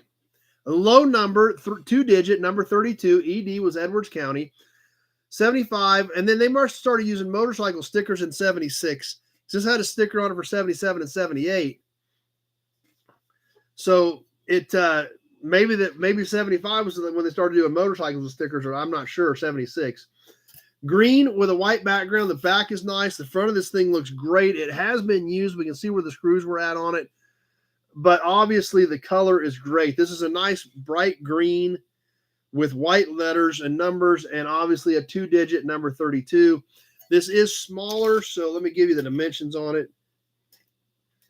It is basically a little under 4 inches by 8 inches on this little motorcycle plate for 1975, 77, and 78. So compared to the regular size plate, like the one we just sold, that's what the size is compared to the regular sized plates. So thought it was kind of different, kind of unique, and was kind of excited to throw that one in tonight because we have not done anything like that, so it's a little bit different. Zach's got to jump off. Glad you were here for a while tonight, Zach. Let's go ahead and get this thing rolling. Leo at 15 on the motorcycle plate. Oh, Zach, I wouldn't jump off just yet because the next piece after this is killer. You might want to wait for the next piece. Leo at 15. Maybe the motorcycle plates aren't too popular.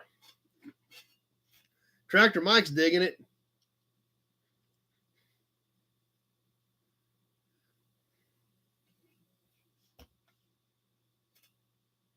Yep, it was a teaser. But obviously, the motorcycle plate's not. I was kind of excited about this. I thought it was something kind of cool and different. But Leo at 15's our only bid on the little mini motorcycle plate. Say that 5 times fast. We're coming up on the 1 minute mark, and Leo at 15 is the only bid. And there's 1 minute. Mark at 16. I think it's almost 50 years old in this condition. Mark at 16.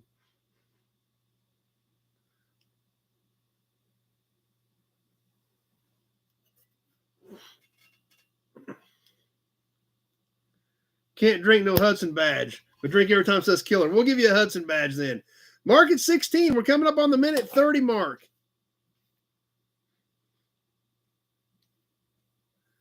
There it is. Minute 30 has passed. 30 seconds left to go. Mark at 16.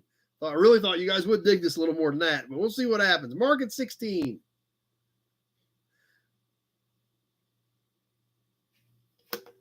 We'll just keep Mike happy. We'll just do this for a while. Tick, tock, tick, tock, tick, tock. Big Job at 25.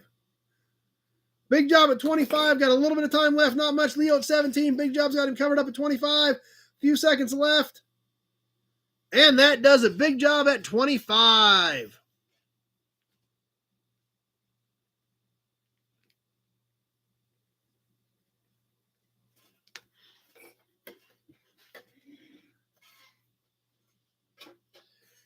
All right, the next item up for bids.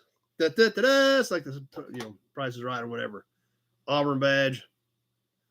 Something we've never done here before. Again, I've got these. I've actually got these Newell stock in my collection, but I've never had any to sell.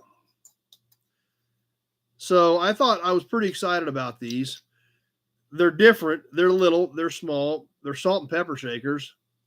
Why are we selling salt and pepper shakers here? We're selling car stuff. Because they're Texaco salt and pepper shakers. Leo at 20, yes.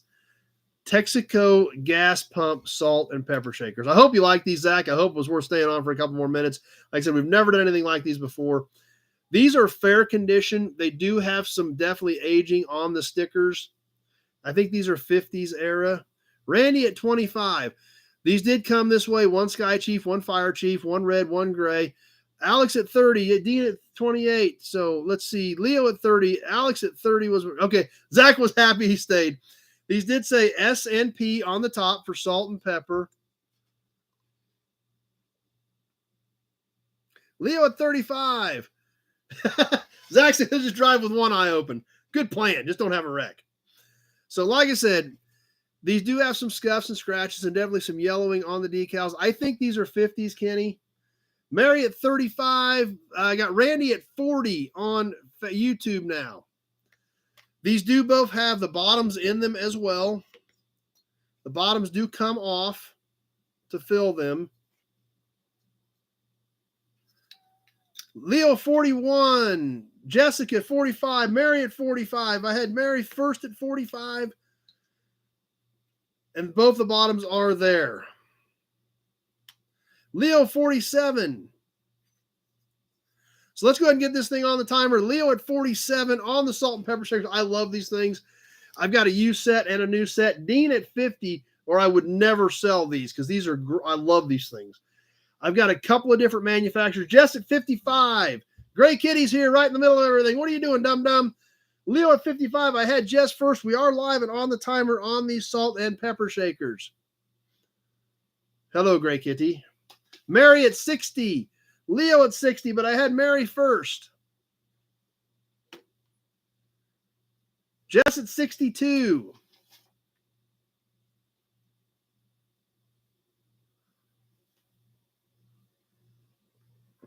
What are you doing, dummy? Yeah, these are great. I love these things. Mary at 70.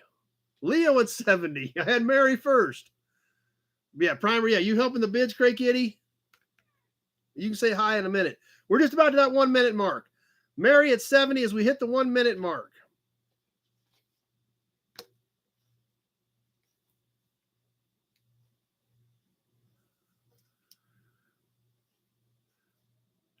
Leo at 75, Mary at 85.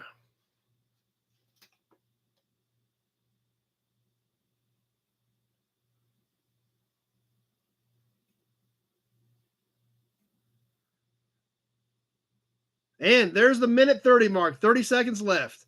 Coming down to the end, Mary at 85. Mike saying beat Jess. Telling Mary to beat Jess.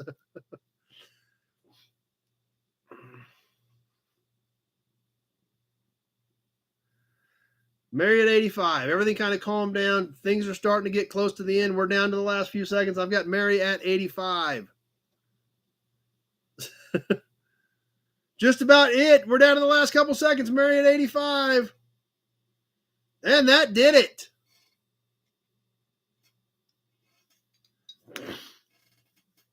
Mary at 85.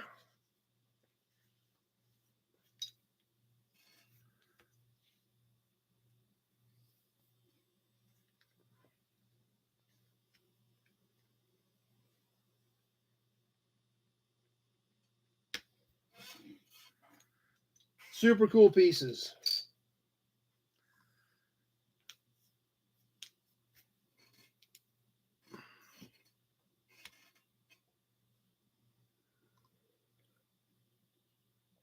Okay. Oh, something. Like I said, we got all kinds of weird stuff tonight. So that was fun. We're going to do something else tonight, something kind of different. Another ashtray. This one does not have a phone number, unfortunately.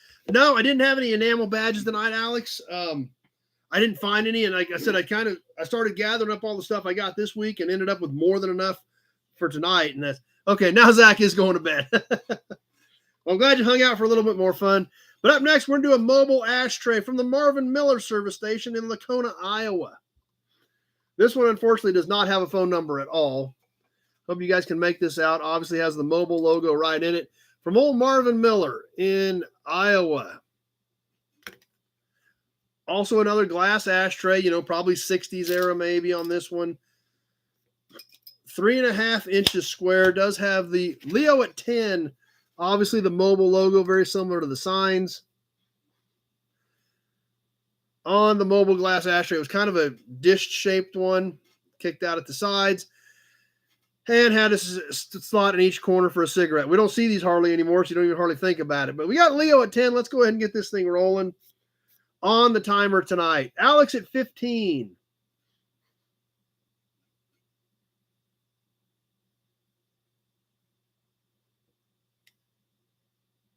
Leo at 17.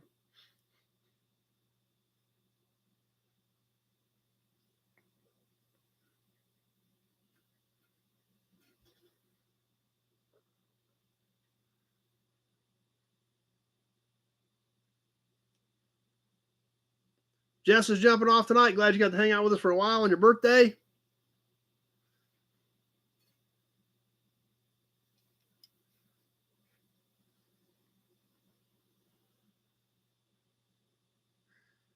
As we're working our way towards that 1 minute mark.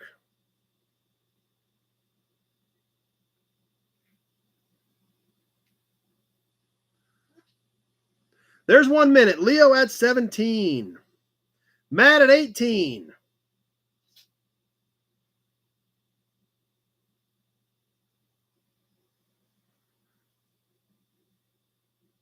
Alan at 20.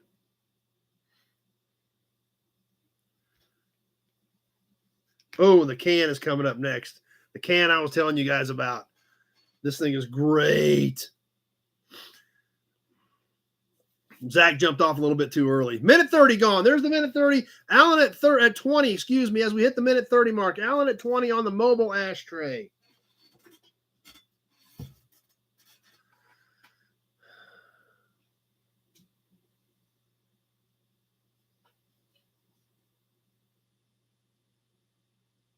No, it's not Acme Oil. No. Just about ready to wrap this one up, though. And we've got Alan at 20. And that does it. Alan at 20 on the mobile ashtray.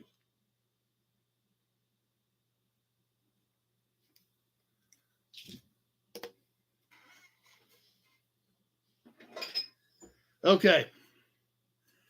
I think you guys are going to dig this. I got one a couple years ago. Everybody loved it. Everybody's excited about it. We're going to have a Hudson badge and think about it. We're going to have an Auburn badge and think about it. Graphics are absolutely amazing. It's a little piece in time. These are not something you come across that often, especially an original in this condition. I don't know much else to say about it. Leo's already at 22, but it's that great.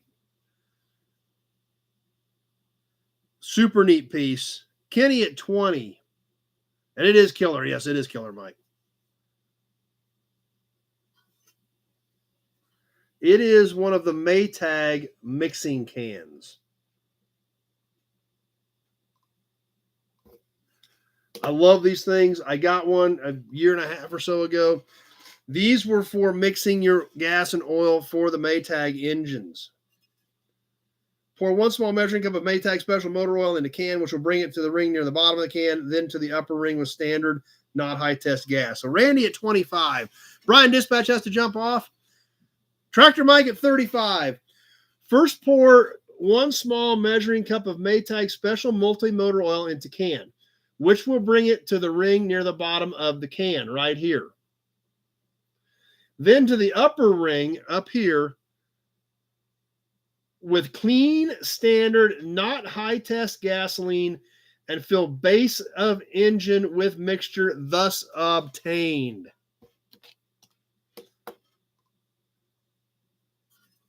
Steel can, inside nice and clean, good spout, good handle. Tons of bids. Let's get caught up on the bids. Tractor Mike at 35, Leo at 45, Dennis at 50, Leo at 55. So Leo at 55. The graphics are amazing. This is original paint. All I did was took a little bit of compound to it and waxed it. This is all original paint and graphics on this Maytag fuel mixing can. These were common for washing machines. However, Maytag engines ended up on anything else, go-karts, anything else that needed to run. Dennis at 65. Let's go ahead and get this thing boogieing. Dean loves it. Yeah, this is a great can. We are on the timer. Dennis at 65 is a high bidder. The spout is not beat up. The can's bent just a little bit around the edges. Leo at 68. But just super neat. Kind of a little snapshot back in time.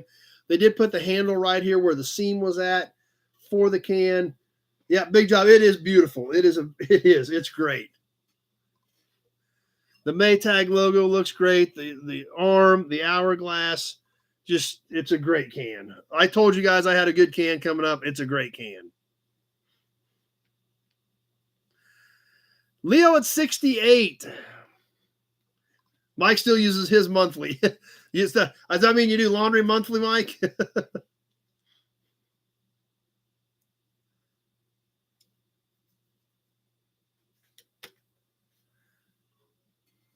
And there's 1 minute. Dennis at 75 as we hit the 1 minute mark.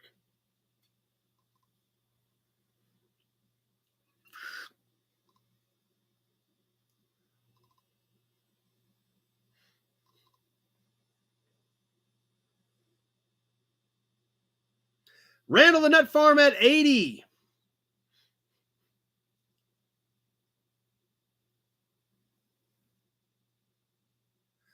And there's the minute 30 mark. 1 minute, 30 seconds is gone. We got 30 seconds left. I've got the Nut Farm at 80.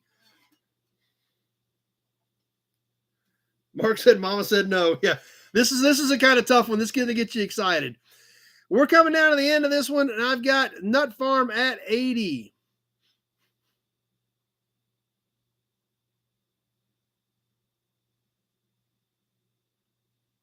Just about ready to wrap it up. Couple seconds left. Nut Farm at 80. Leo at 81. And that does it. Leo at 81. Leo snuck that in at about 158. That was tight, but he got her in there. That's just an amazing can. So Nut Farm came back at 82, but it was too late. So all right. Okay. Hey, how about some more license plates?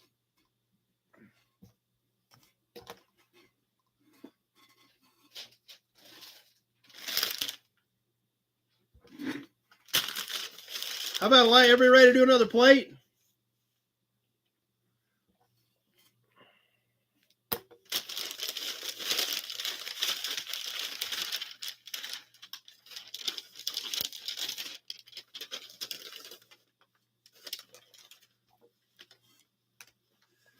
Brand new 1974 non-highway 120. Tweedledee at 15. Wait a minute. But there's more. Yes. 120. What else we got in here? Oh, looky here. 121. Also brand new.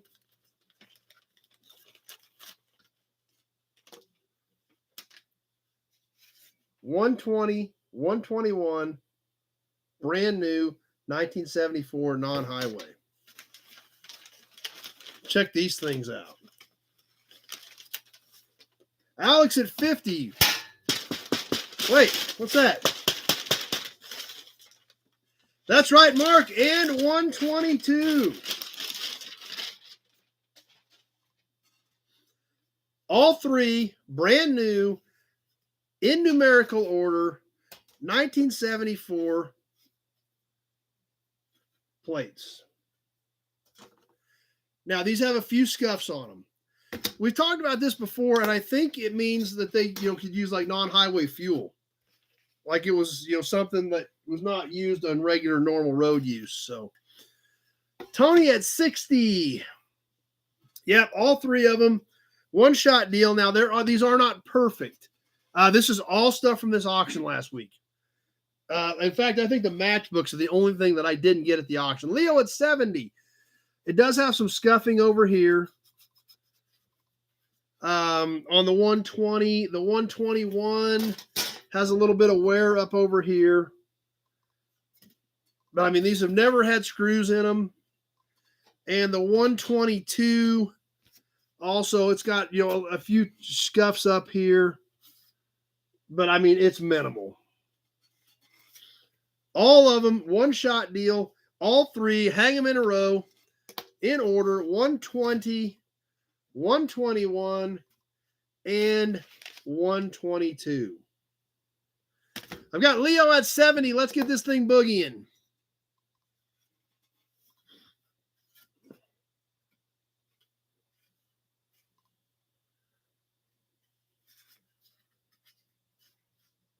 All right, there. Can you see them all?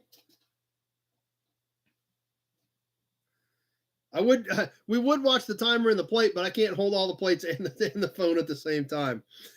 So we are ticking. Leo at 70. We are live on the timer, working our way towards you. You're getting all three of them, one shot deal. Amazing plates, amazing condition. Never been on a vehicle, never been used. Almost 50 years old, and in just absolutely amazing condition.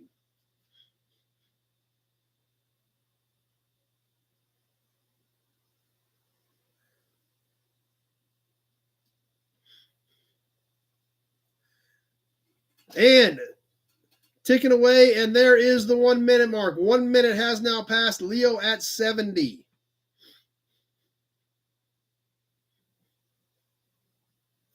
Yeah, I did notice that market got real quiet. So we'll see what happens. There's the minute 20, so we'll see what happens after we hit the minute 30 mark.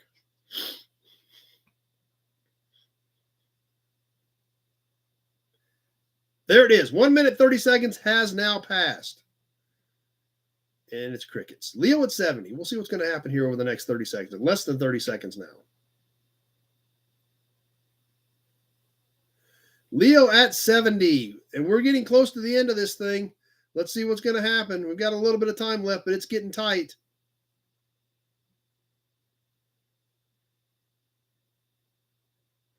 Just about done. And that does it. Leo at 70.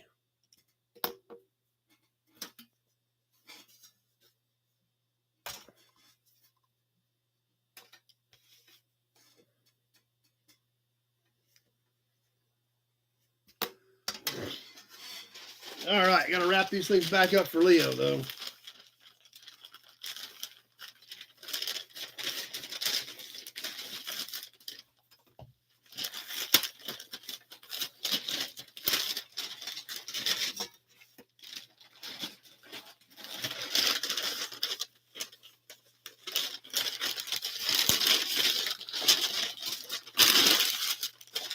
All right.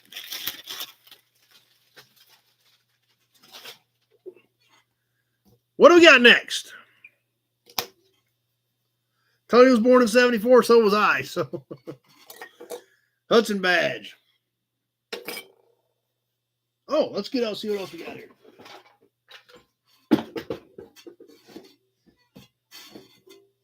Another batch of maps.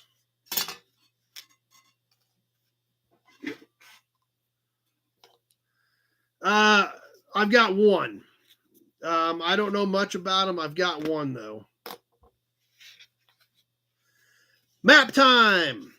Conoco, Phillips, and Skelly. Starting off with Oklahoma. Conoco, late 60s, I'm guessing, on this one. Ads. Okay, ads.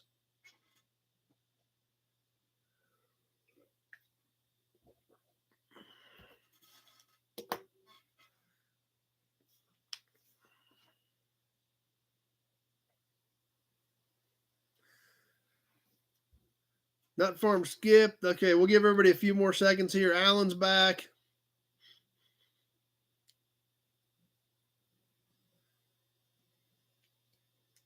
All right, we ready to go again, guys?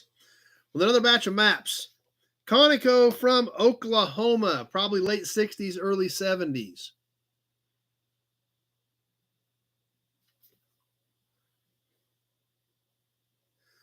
Phillips 66, also Oklahoma, probably the same era.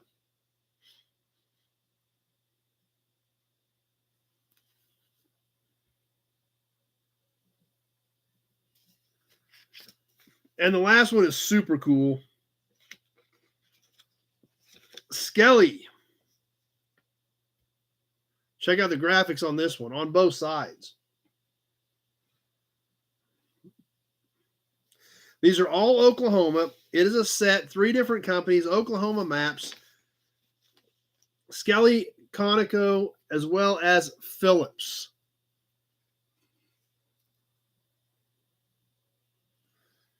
I don't know if he's actually had years on these. I don't see any years on this one either. So we're going to go ahead and roll with them. I think the Skelly's probably 60s. The other ones are probably late 60s, early 70s.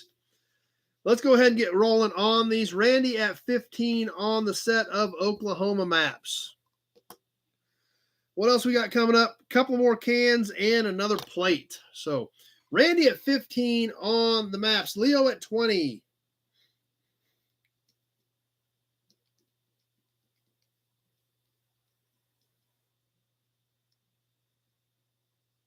Nut Farm's video keeps stalling. I wonder if you can refresh or...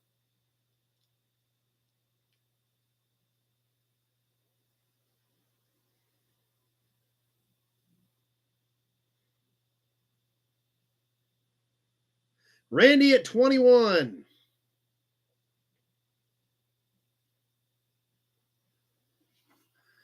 No early emblems or badges tonight. Like I said, by the time I started going through all the stuff from this week, I had way more than I needed for tonight, and I didn't even dig into the other stuff out. If you guys want to throw one in, I can grab one. There's boxes of stuff in here. If you guys want to do any extra stuff, just let me know. There's 1 minute. 1 minute has passed. We sure slide one in here at the end if you guys want one.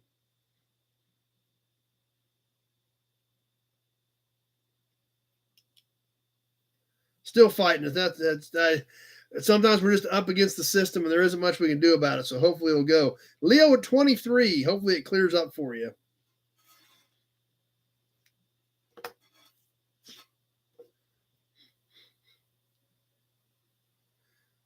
And there's the minute 30 mark. 1 minute, 30 seconds has passed. Leo at 23 on the map bundle. Kenny says extra pieces are always welcome. Well, we'll see when we get done here. If you guys want to grab an extra piece or two, I'll do some digging real quick. We're just about ready to wrap this one up. Leo at 23 with a few seconds left to go on the maps, all Oklahoma. Randy at 24. And that did it. Randy at 24.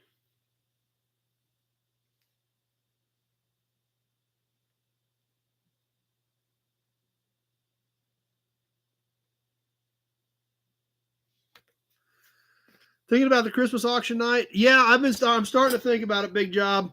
I'm starting to keep my eyes peeled for some cool stuff. I've definitely already got some ideas for the big night and see how much we do. Like I said, I'll probably plan on having 40 or 50 pieces ready that night. We'll see how long you guys go, whether you get tired of it or whether we go through all of it. But yeah, I'm starting to rattle stuff around in my brain. We still got a little bit of time, but I'm thinking ahead for the big night for sure. Francis, hit the like button. Appreciate that. What's next though? A couple more cans and another tag. This is another great quart. Probably early 60s. Great colors on this thing. Good looking can. Steel can painted for standard super permalube motor oil. Kenny started us off at 10, and it is well worth it. Check this thing out. Look at the colors on this quart. Somebody punched this from the bottom years ago. The standard logo looks amazing. The top is still nice and clean. We see the seam over here. Tweedledee at 15 is our high bidder at this point. Super Permalube Standards Finest.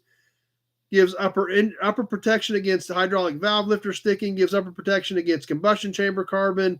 Gives super economy, less oil consumption, cleaner engines. It's amazing. Kenny at 20 is our current high bidder on the Super Permalube Standard. Leo at 22. Good looking can. Let's get this thing rolling. Leo at 22 is my high bidder on the Standard Super Permalube at this point. We're just getting rolling. Tweedledee at 25.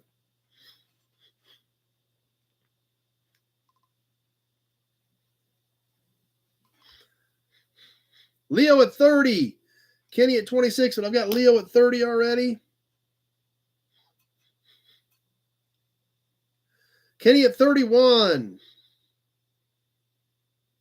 Sharp can. Love the colors. Great display piece. Leo 35.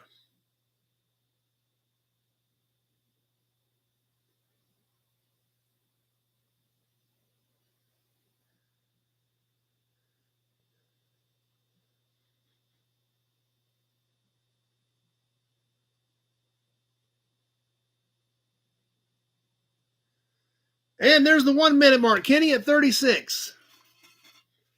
There come the hearts.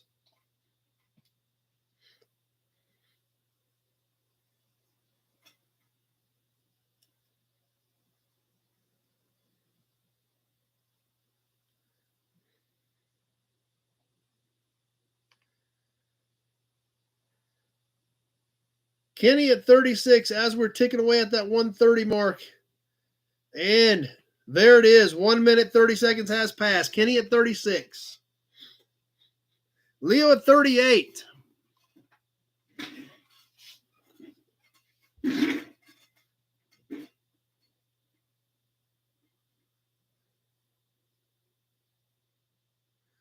Leo at 38. We got a few seconds left. Let's see where this ends up. Kenny at 39.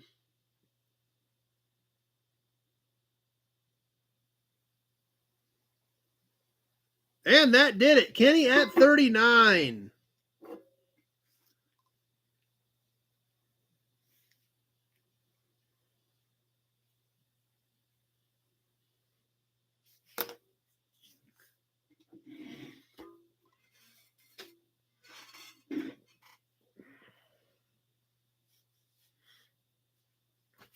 All right, one more plate, and there again, something kind of different. I think we've had these before, but they've been pretty rough. This one's pretty nice. I think this is late 50s era. This is the color scheme for the 59 plates. So I'm going to put this right at the 1959 era. Different size, something a little bit different on this farm tag. This was an add-on to a regular plate for a farm truck in, I think, 59, because 59 was yellow with blue letters. Smaller than a regular plate. 9 3/4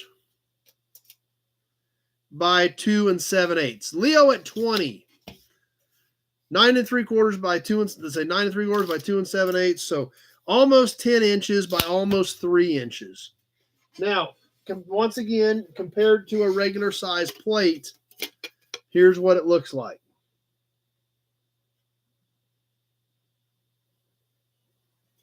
It is metal, stamped metal and painted. You can see it's embossed by looking at the back of it. And let's get this thing on the timer. Leo at 20.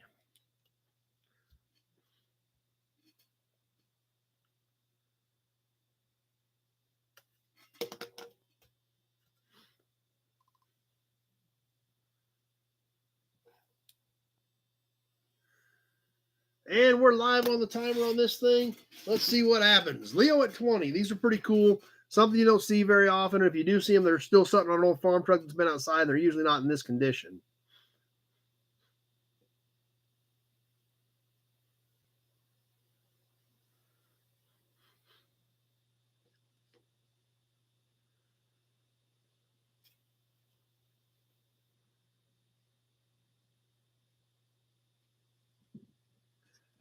And working our way towards that 1 minute mark.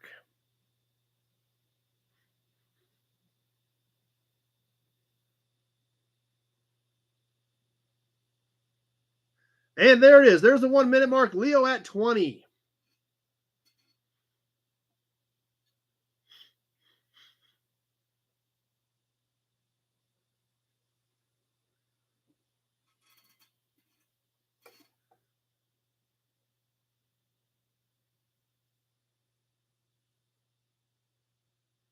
And almost to the minute 30 mark. I don't know if there's any snipers out there, big job, or if just nobody likes the farm tag. I thought it was kind of cool, but there's the minute 30 mark. 1 minute 30 seconds is gone. Leo at 20.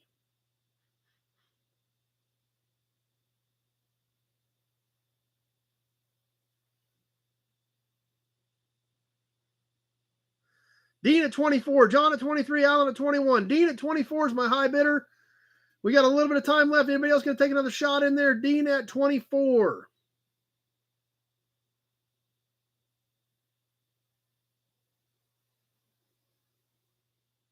And that did it. X-Ray Dean at 24. Whole bunch of them hit at once, and then that was it.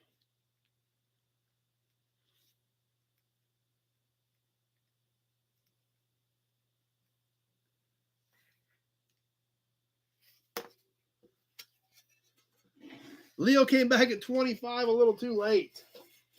All right, one more can, and then if you guys want a few badges or emblems, we can grab some of those too.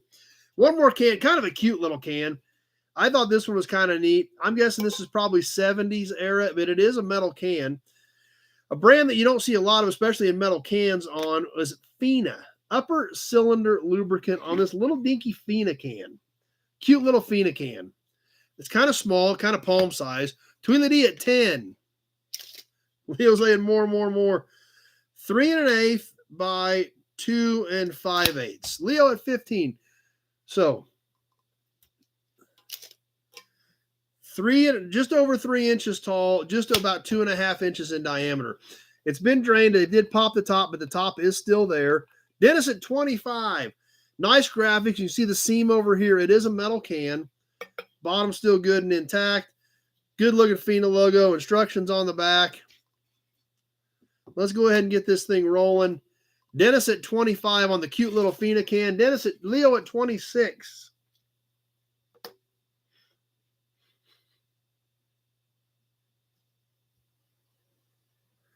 And we're ticking away on this one.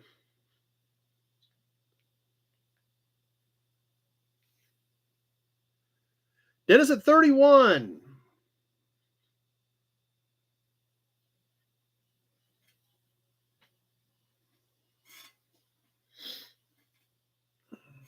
There goes the hearts and the fireworks. Those are great, guys. Makes me know you guys are having fun.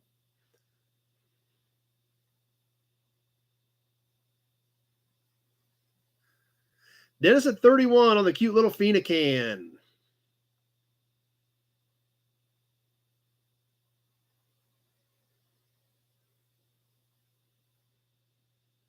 And there's the 1 minute mark. 1 minute left.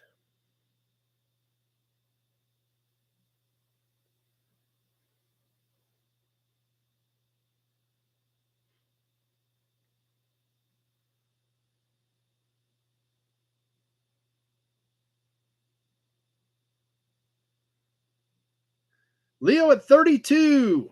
As we're about to hit the minute 30 mark, Leo at 32. And there's the minute 30 mark. 30 seconds left. Leo at 32.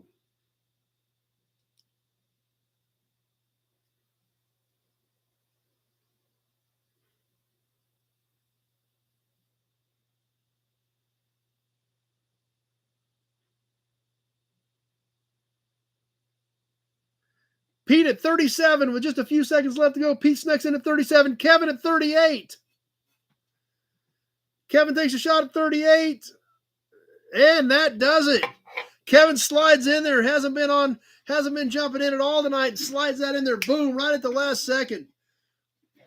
Pretty good shooting for Kevin there at 38.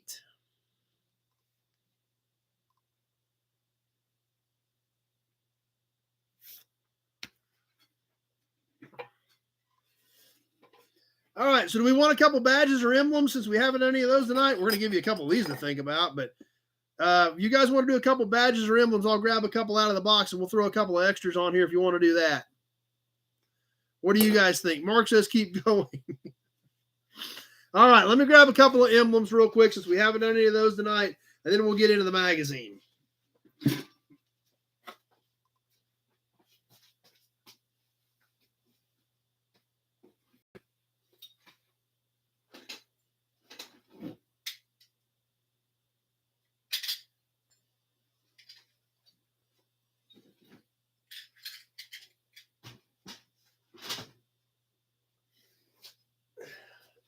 All right, let's catch a couple of more pieces real quick, and then we'll move on. We'll do an early enamel badge, and then we'll do a badge bundle, and then we'll get into the magazine. Next piece, this one's banged up a little bit, but it is cool. It is a 1936. Alex says, why not? Okay, here we go. 1936 Oldsmobile. Now, this one obviously definitely has some whammies in it. Obviously, we still see a lot of the black and a lot of the red, but it is chipped up over here. Kenny at 22, Leo at 15. This was stud mount, had a nut right on the back of it, slight V to it where it went up on front on the grill. Does say Oldsmobile across the top. You can still clearly read that. Leo 25. It's about 2.5 inches tall and about 1.25 inches wide. So 2.5 1.25 inches. Kenny at 26 on this 36 Oldsmobile badge. Let's go ahead and make this thing roll. Kenny at 26 as we go on the timer. Mark at 28.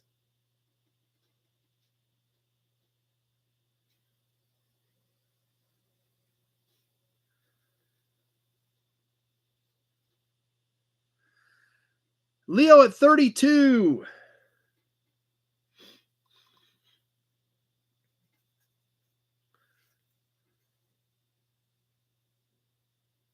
Kenny at 33.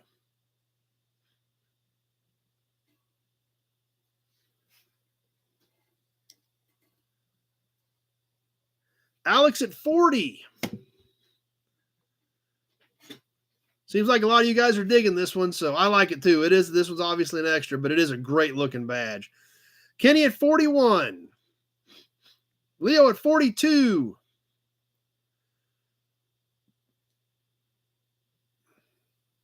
And there's the 1 minute mark. 1 minute has passed. Leo at 42. Kenny at 43.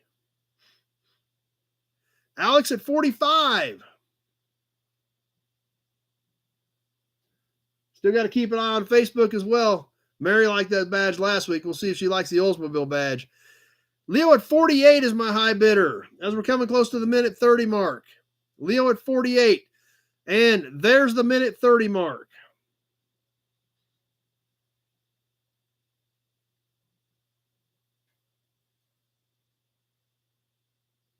Kenny at 49.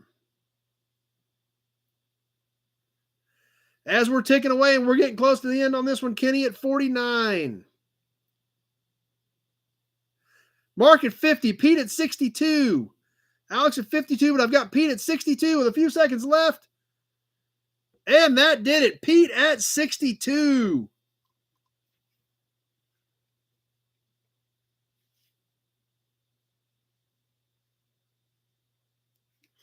Cool piece. Good shot, Pete.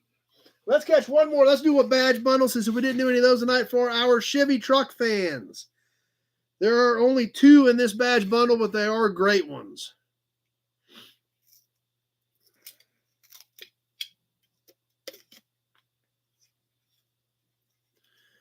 Chevy truck fans, here we go. Leo at 10.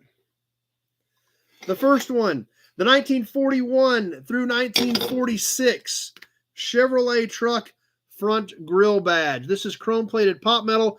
I did not repaint it. The bow tie should be blue, and it should have some red in these background areas. I figured the new owner can do that as they decide, whatever they decide. Obviously, nice, bright, shiny chrome on this thing. Slight V because it went on the front of the grill. Studs in the back, or had screws in the back. Good looking piece. About 5 3/8 high. about 5 3/8 tall on this Chevrolet truck grill badge. Now, the next Chevrolet truck badge with this is an extremely rare badge. These you don't see very often. They're hard to come by. This was for the first series 1955 Chevy truck. I think we sold one of these one other time. I think this is the only other one I've got right now. This is for a bigger truck, a 4100 series. But this hood badge was only used for a half of a year in 1955. This was when 1955 still looked like a 54, and literally this badge was about the only difference in them. So not a very commonly seen badge. Most people don't even know what it is because it literally was only a half-year deal, and a lot of people have never seen them. Now, something I just realized. I didn't even realize about this before, but I've had some of these badges. This is actually saw these rivets. The size is actually riveted in. The size could be changed. So this one base badge was used on all of the early 55 Chevy trucks before they went to the new redesign mid-year. Kyle at 25, Kenny at 22, Tweedledee at 30. Obviously, the background was black originally, and this background was black with chrome letters on the Chevrolet and the 4100. This one is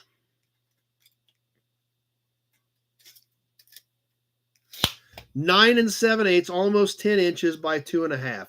John at 35 is my high bidder. Leo at 39. You're getting both of them. Let's get them on the timer. Leo at 39. And here we go.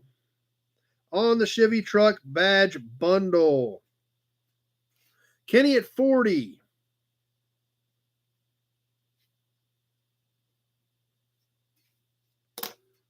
John at 40. I had Kenny first at 40.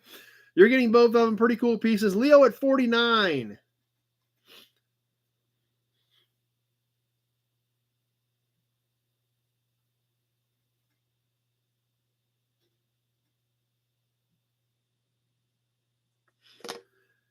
Leo at 49 on the pair on the Chevy truck badge bundle.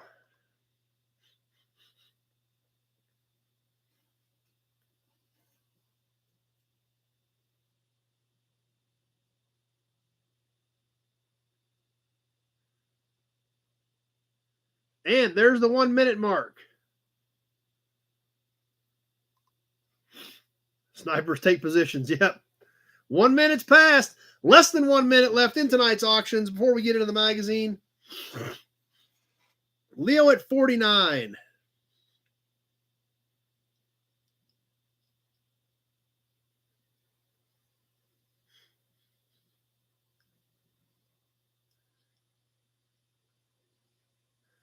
And there's the minute 30 mark. 30 seconds left to go. Leo at 49. Michael Gagola at 53.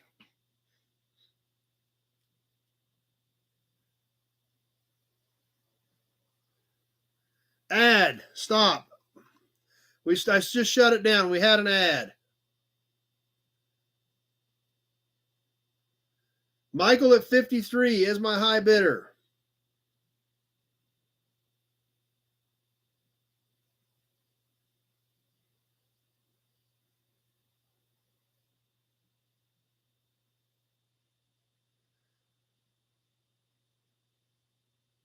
All right. As soon as we get the all clear, there's not much time left, so good to go. Okay. We're down to less than 15 seconds. So we're good to go. Here we go. Michael at 53. Pete at 67. Pete at 67. We got a few seconds left. John at 54. Pete at 67 is my high bidder. And that does it. Pete at 67.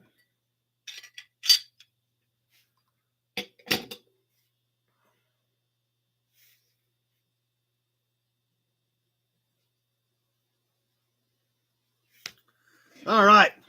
Cool pieces. Thanks for playing, everybody. Had a blast tonight. Pete was in there on those last couple, ready to go.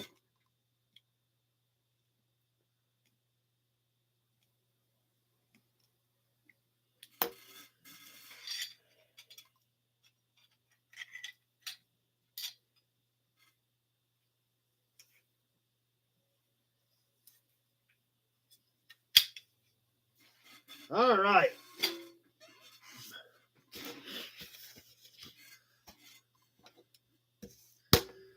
Who's ready to get into the magazine tonight? It was a great time tonight. We had a blast with the auctions.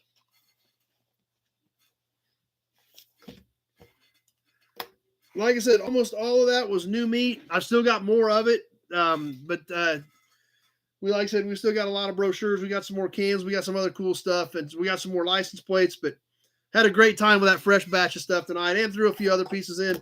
Let's everybody have an Auburn badge and a Hudson badge to celebrate.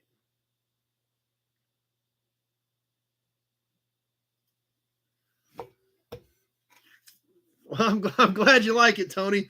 Tony, I do try, you guys. I know you guys know I try. I do work this stuff up. I try to put a good plan together so we can keep things moving and have a good time. And I'm glad you guys do enjoy it.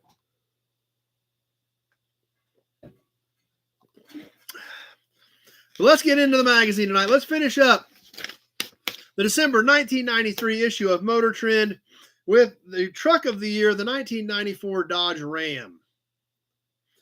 And that's actually where we're going to start tonight, because that article was right at about the halfway point of this magazine a couple weeks ago when we did the first half.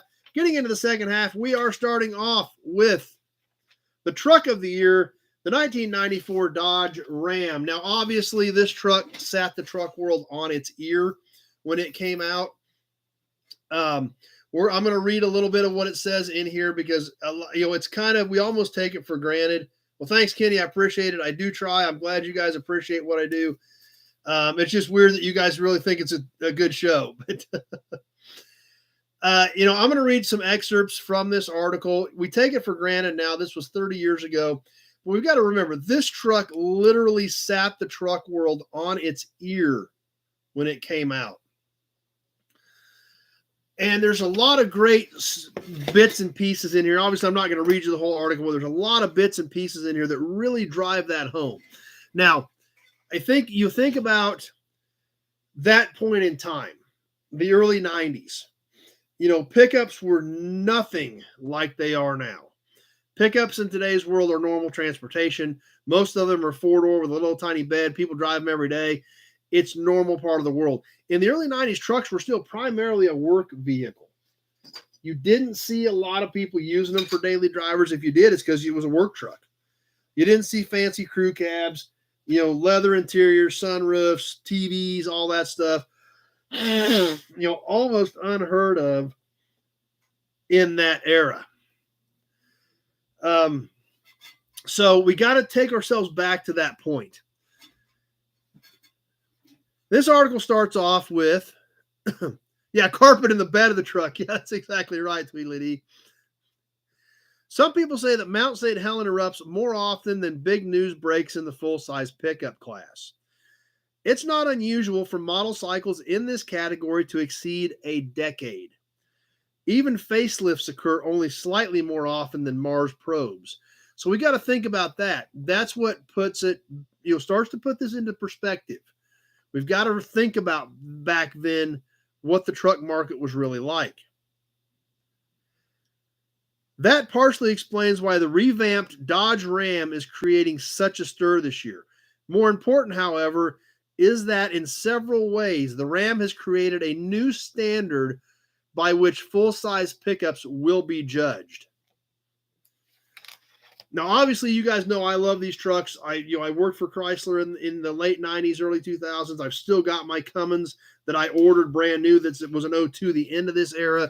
So I am a fan of these trucks. But this, when you go back and you put yourself back in this window, this article really hits home. Chrysler last introduced an all-new full-size pickup 22 years ago. This is in 1993. The Vietnam War was still winding down. That's a long time, even for this group. Thus, in recent years, the Ram has become a low-volume player in the truck wars. Now, in today's world, we know the early 90s Dodge Rams, especially the ones with the Cummins in them, are extremely popular and extremely valuable pickups. And you don't see a lot of those early 90s ones in that old body style with the full front plastic grille and things like that. Here's why. This is something else that really puts it into perspective as to why this truck was such a groundbreaker. In a segment that sells over 1 million units a year, which today is several million as pickups have gotten so popular, in a segment that sells over 1 million units a year, Dodge moved only about 80,000 pickups last year. 80,000. Not a lot of trucks. Largely on the strength of its popular Cummins turbo diesel. Ford F-Series and Chevy pickups have dominated this class for the last several years, establishing themselves at number 1 and number 2 best-selling vehicles, respectively, of any kind in the country. Chrysler's challenge was to make a dramatic return in the full-size pickup market, known for its fierce brand loyalty. The company attacked the problem the same way it approached the development of the much lauded Grand Cherokee and the LH cars, with a dedicated platform team and a clean sheet of paper. The team took a fresh look at what pickup buyers want in their vehicles and exercised a lot of why not thinking instead of simply how much. That's right, the big rig styling. We're going to get to the styling here in just a little bit on some of this stuff too. The result is a truck that not only meets the competition head on, but in many ways exceeds it. Behind its aggressive appearance is a solid, powerful pickup that's all business where it counts, yet goes well beyond the status quo in terms of roominess and convenience. It's a landmark vehicle, and the Motor Trend staff has chosen it for 1994 Truck of the Year. Leo's jumping off. Sounds great, Leo. So that's how this was looked at that point. Now, obviously, this talks about everything, the powertrains, all that stuff. But what I want to talk about a little bit, besides just getting into some of that, is another segment, and this has some design studies, and I'm going to show you those, and I want to read a little bit about these design study stuff. So here were some of the design studies, and as kind of another little footnote to this, when I worked for Chrysler in the late 90s, I started in 97, straight out of college. This truck had been on the market for about 3 years. A lot of the guys that I was working with that were training me, Randy bought his first Dodge the first year the Cummins was available. So the guys that I worked for said when this truck came out a few years prior to me starting, the majority of the people did not like this design. It was too much. However, the amount of people that did like it was way more people that were buying Dodge trucks anyway. So that was part of the reason why they went with it. And when we get into a little bit of this design stuff, you're going to see why I wanted to throw that in there and what that means as we read the facts that Motor Trend reported. That's what my Chrysler guys were telling me. But here's what it said. Worth the wait. It's no secret. The most controversial part of the new Ram is its bold, big rig influence styling. It's a love it or hate it look that generates passion and sets the truck boldly apart from its more conventional competition. Like it or not, the Ram turns heads on the street faster than a Ferrari F40 in Omaha. And that's exactly what Chrysler intended. The Ram's new styling is actually the third major design concept Chrysler considered. The first generated in the late 80s was called the Louisville Slugger, and would have created a common platform for full-size pickups and van. This idea was eventually dismissed, followed by a design theme called the Phoenix, which said was somewhat similar to a Chevrolet lookalike in that window. The Phoenix was a handsome, contemporary-looking pickup that would have brought the Ram into the 90s, but without causing much of a ripple. So updated, similar to a Chevy, really wouldn't have shook things up. The new Ram was originally slated to be introduced in 92. However, in 87, after Chrysler bought AMC, that shifted the company's priorities and ultimately rescheduled the full-size pickup project to follow that of the Grand Cherokee. That gave the team 2 extra years to consider its objectives and fine-tune the plan of its attack. Tom Gale, a name we hear commonly when we talk about Vipers on here. Tom Gale, Vice President of Design, challenged the designers to come up with something more dramatic, giving them a rare opportunity to stretch their creativity and push the envelope of production truck styling. We felt we needed to leapfrog the competition, not play catch-up, said Trevor Creed, director of Jeep Truck Design. We set up 2 theme boards. On one, we had pictures of aerodynamic big rigs. The other board was inspired by a book called The Heavyweight Book of Light Pickup Trucks, which includes retrospective pickup designs from the 1930s to the 1950s. Gradually, the look took shape. A fiberglass model was shown to focus groups. This version got much more polarizing results than before, said Creed. On a scale of 1 to 10, we're now getting 10s, 9s, and 8s on one hand. However, on the other hand, just like what the guys from Chrysler told me when I signed on and was working for them, the other hand was 3s, 2s, and 1s. It was a real love or hate thing, no middle ground, but this was the kind of passion Chrysler would need to turn buyers' heads from Chevys and Fords, and it obviously worked. Meanwhile, the Dakota LRT, a concept truck also based on this theme, premiered at the '89 North American Auto Show in Detroit. After only a couple days, it was pulled because they weren't ready to show the new design out yet.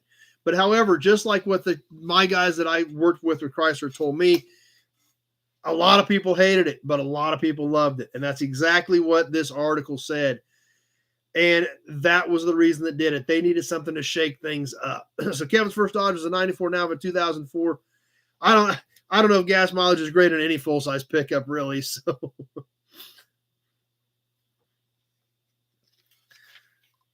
So that was kind of, there again, that was earth-shattering. Now, another interesting point, obviously, it also talks about powertrains, and we can spend all night on this article, and we don't have time to do that. But something else that I found very interesting, when we went to the next page, to the inside story. The inside story talking about the interior. Now, this also made a lot of changes. And we're going to show you some pictures, then I'm going to show you what you see. These had cup holders up here near the top of the dash. The console where it flipped up with a big storage area. Cargo spaces with storage areas behind the seats. A lot of user-friendly things that are so commonplace today, but were totally almost unheard of at that point. Now, I'm going to read you a little bit of the excerpt from the inside story. Now, where Chrysler's innovative thinking, nowhere is Chrysler's innovative thinking more evident than inside the Ram's cab. Their innovative thinking no more obvious than inside the Ram's cab. There's a driver's side airbag and CFC-free air conditioning, which there again, kind of crazy to read that CFC-free air conditioning when everything's transitioning to 134A. Don't even think about it today. That was something worth mentioning at that point. But more impressive are the features that weren't expected. The design team took an open-minded approach to creating the interior. For example, during the construction of CTC, the Chrysler Technology Center in Auburn Hills, which is where I worked out of. My program was actually based out of CTC. My boss was in CTC. 200 or so pickup trucks were parked in the nearby fields. Everybody that was working on the construction of the Chrysler Technology Center. All these construction guys driving their pickups to work. Trevor Creed sent one of his designers out with a Polaroid camera to document where real-world pickup owners kept their coffee cups, soda cans, working materials, cellular phones, and other necessities. Every truck had 1 or 2 cups in it, and they were always on top of the instrument panel.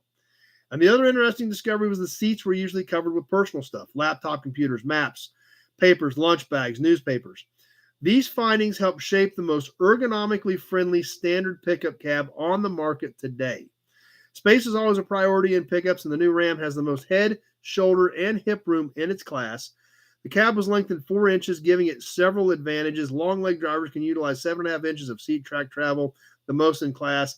Provides room for the seat to recline a few inches, and there's extra storage behind the seats, which Chrysler designers utilized by creating a modular storage system that attaches to the rear wall.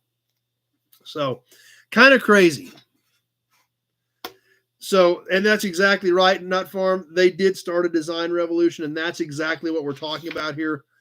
And that's why I wanted to hit on it so hard. Obviously, we can't spend time on this whole thing, but it does give a lot of the specific details here in their charts for them.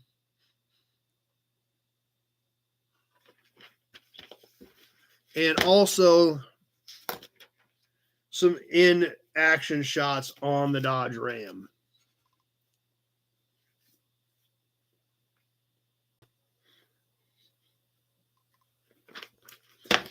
So, hope you guys enjoyed it. That kind of hits the high spots on the 1994 Truck of the Year, the all-new Dodge Ram pickup that, there again, commonplace today, but when you put yourself back into the early 90s and remember when these trucks came out, how crazy popular they were. I remember a buddy of mine had a 97. It took him over a year to get it. I remember when in 98, I did a stint in the St. Louis zone office. I worked in St. Louis for about a month in the zone office, just working with different departments. When I was working with the zone distribution guy, the lead singer for Sawyer Brown, the country band Sawyer Brown ordered a new 98 Cummins. And I remember that order coming through because the dealer was asking us if we could get it pushed through so he could get his Ram built.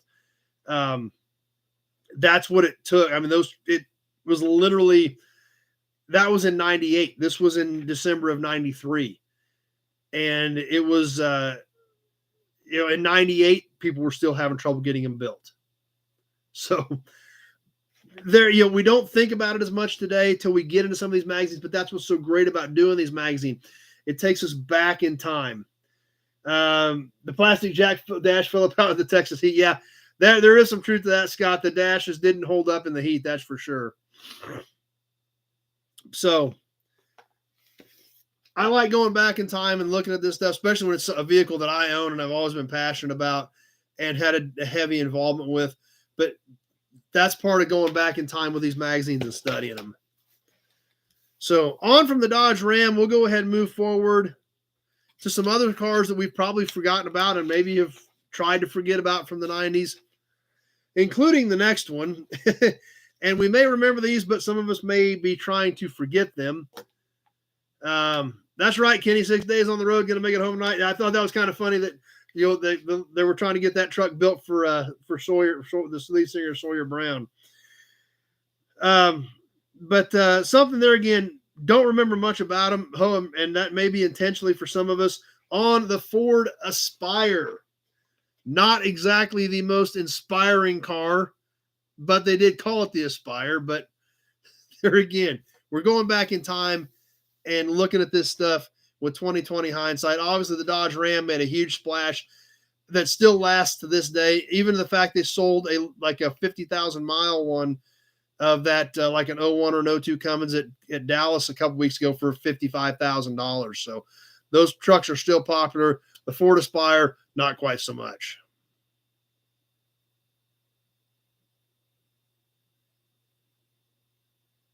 Yep, disposable cars. That's exactly where they were. The Ford Retire. Parenting tip: spend hundreds renting bouncy castles and such for birthday parties. Spend $67 on a big U-Haul truck. Kids remember the party forever. There you go. What's up, Caldwell? Glad you're here with us.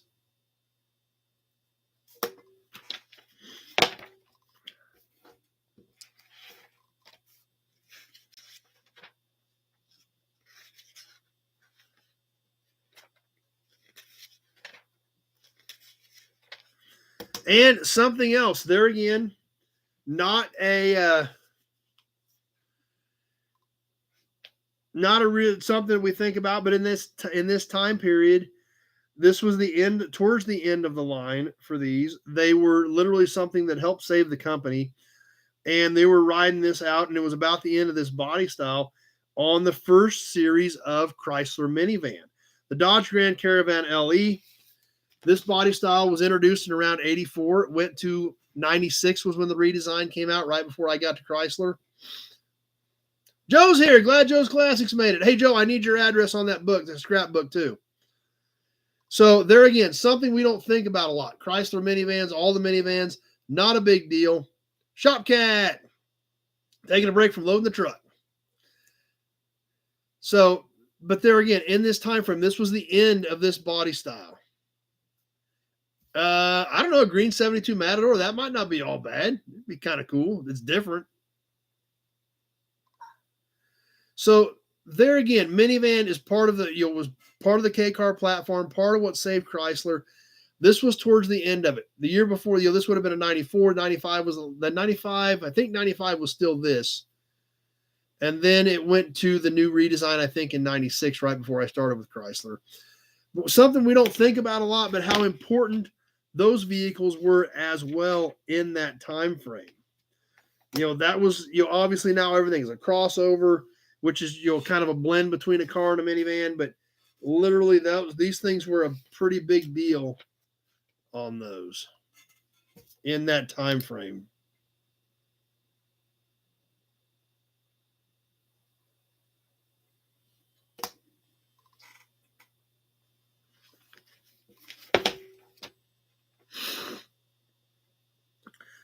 This one does not have a sliding door on the driver's side. I don't think these did. I don't think any of this body style did, but this one obviously does not.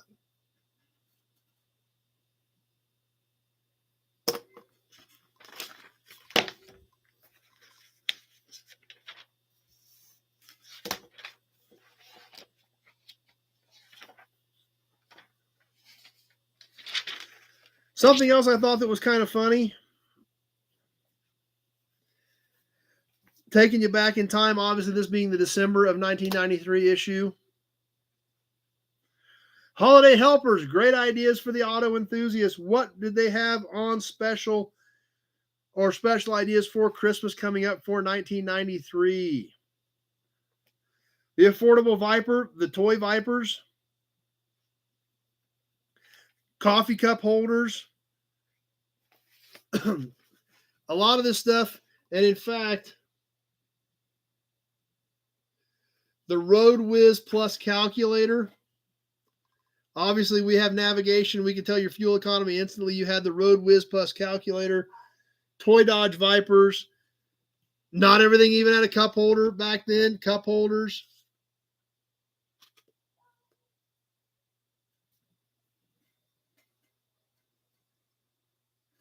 Kind of funny thinking back, looking back to the early 90s at some of this stuff. Who made this Viper toy? Burago. Burago. That was a pretty common company back then, so.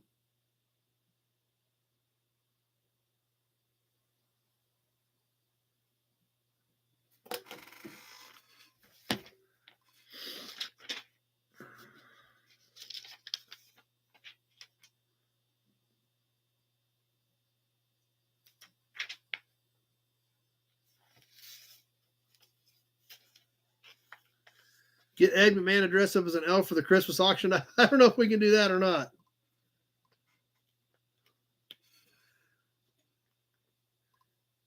More car ideas for Christmas.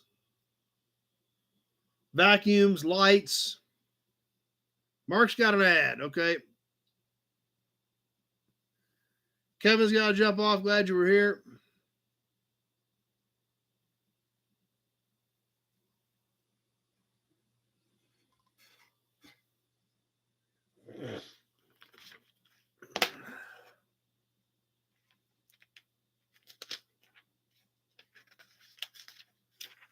All right, you guys caught up on ads, or did just Mark get an ad?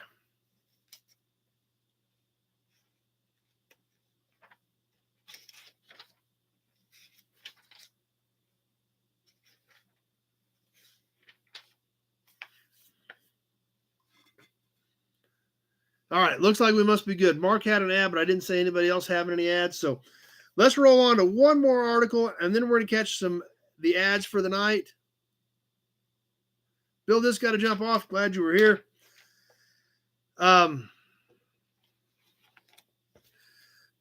Investments. Cruise International auction update. We talk about a lot about auctions on here. So let's see what things we're doing in 1993 from the Cruise International auction update.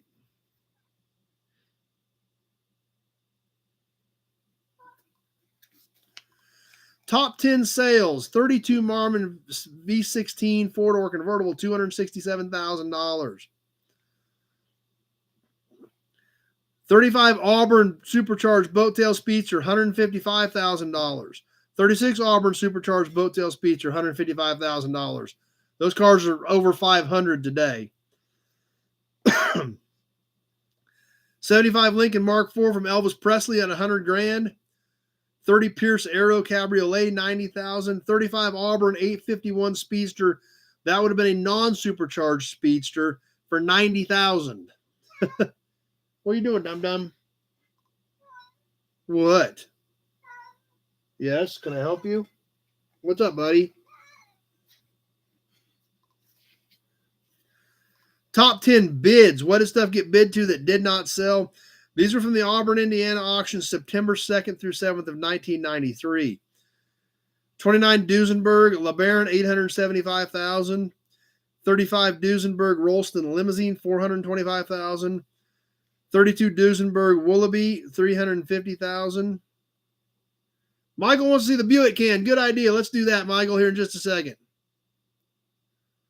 So kind of weird to, in fact, here's something kind of interesting. Who remembers the Madam X from the American Pickers? I've seen, there were two of them. This one had the V16 convertible coupe.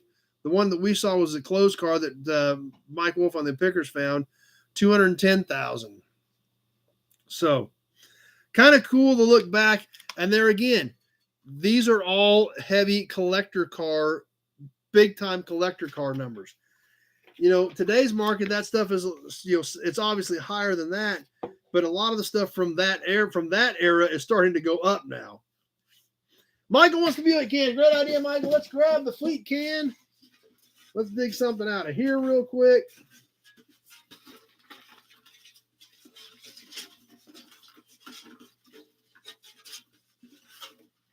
And we got this. And let's grab the big Buick oil can. Let's shake it up a bit. Good idea, Michael, because I forgot to grab these. We did the one earlier. We needed to get another one squeezed in. If there's enough Busch lattes involved, he might do it. That's a good point. So we can get Tractor Mike to dress up as an elf.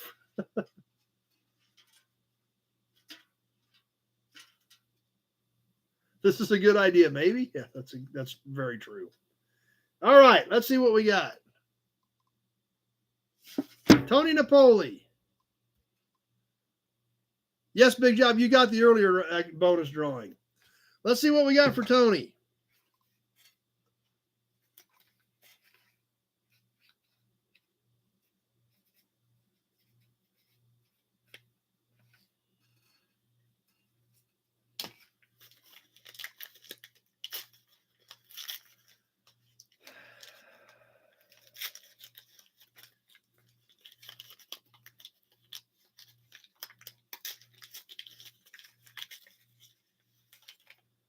Oh, it's a little purple cheetah.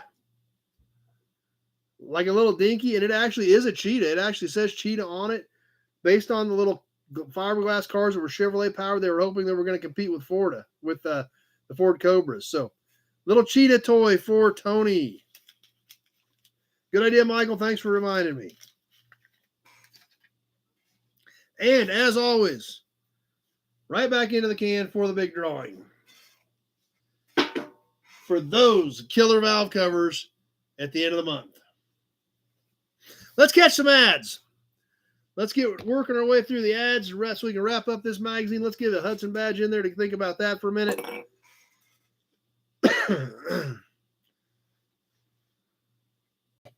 That'll work perfect, Jokes, those classics. That'll work.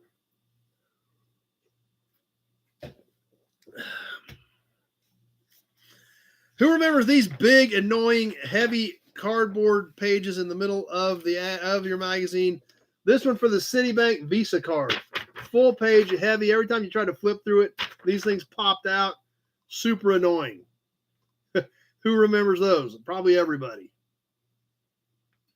So, not that great of an access to credit card, but everybody, just the fact that everybody remembers how annoying those were is why I wanted to mention that. Something else that I bet a lot of you guys remember from back in the day. The Cheetah had the seat situated so the rear axle was at shoulder height. Huh. That's right. They usually got ripped out, Mark. That's very true. Yeah, you're right, Michael. I got busy and spaced it off. That's what I'm glad you guys to keep an eye on things for me. Who remembers the old tire rack ads? Kenny tore his out. Yep. This one survived, so we can talk about it today and remind us all of how annoying they were.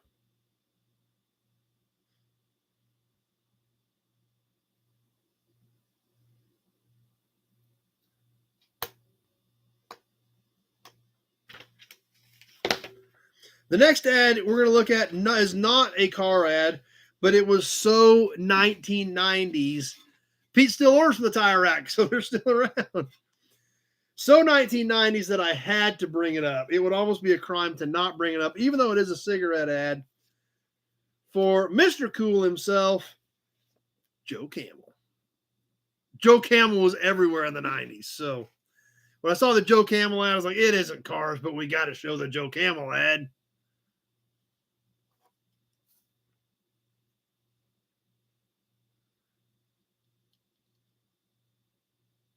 Joe Cool, that's right.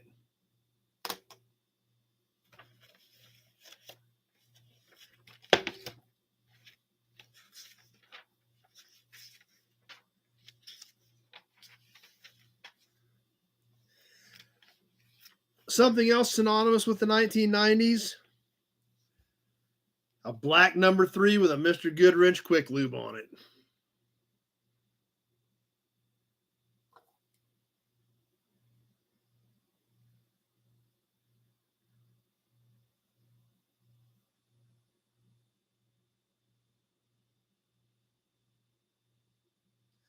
Definitely something we remember the 90s.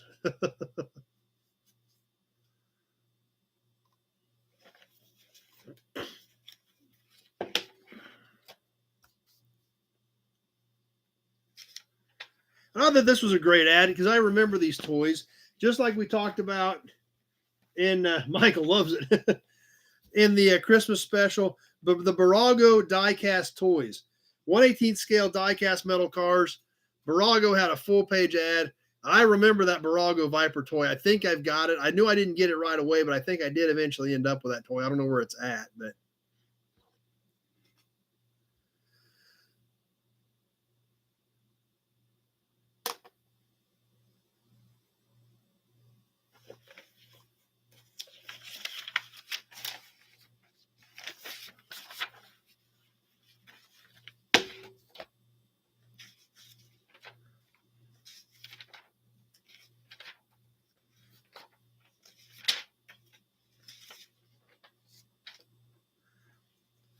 how about this for an ad for our Ford fans?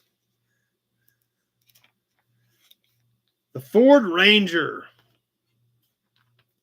The Wampa Room ad for the Ford Ranger.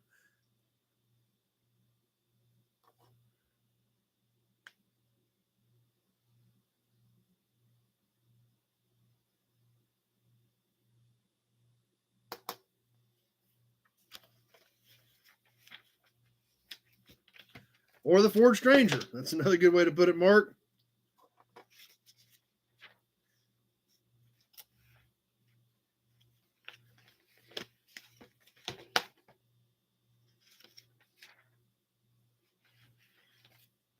Something else that in the 90s, a company that was really on top of their game, that we saw a lot on performance cars, including the Corvette in this ad, were the Goodyear tires. Goodyear had a lot of performance tires in the late 80s, early 90s. A lot of the Corvette stuff all used Goodyears. Great Goodyear ad, F1 car, Corvette on it.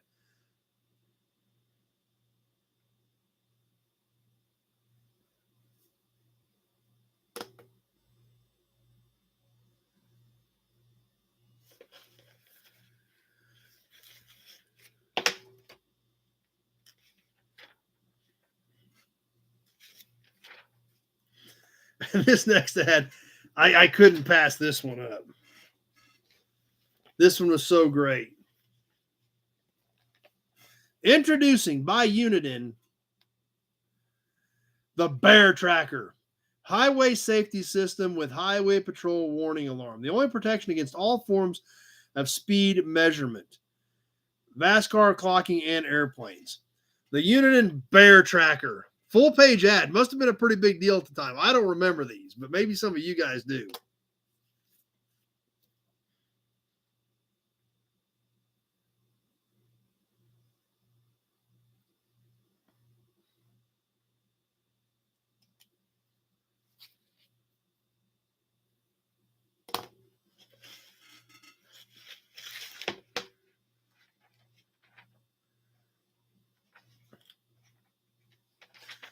And one more that I think is going to probably bring back some memories from this era for some of you.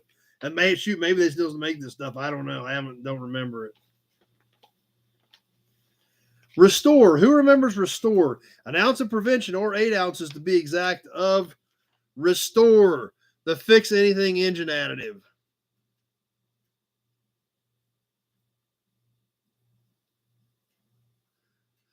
This was definitely from that time period.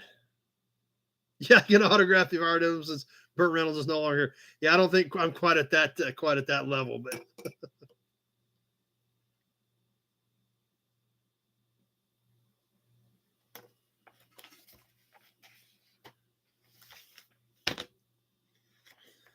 so there we have it. That wraps up the December 1993 issue of Motor Trend, which is today's Flex Seal. Yeah, that could be it, Mark. With the 1994 Truck of the Year, the Dodge Ram pickup.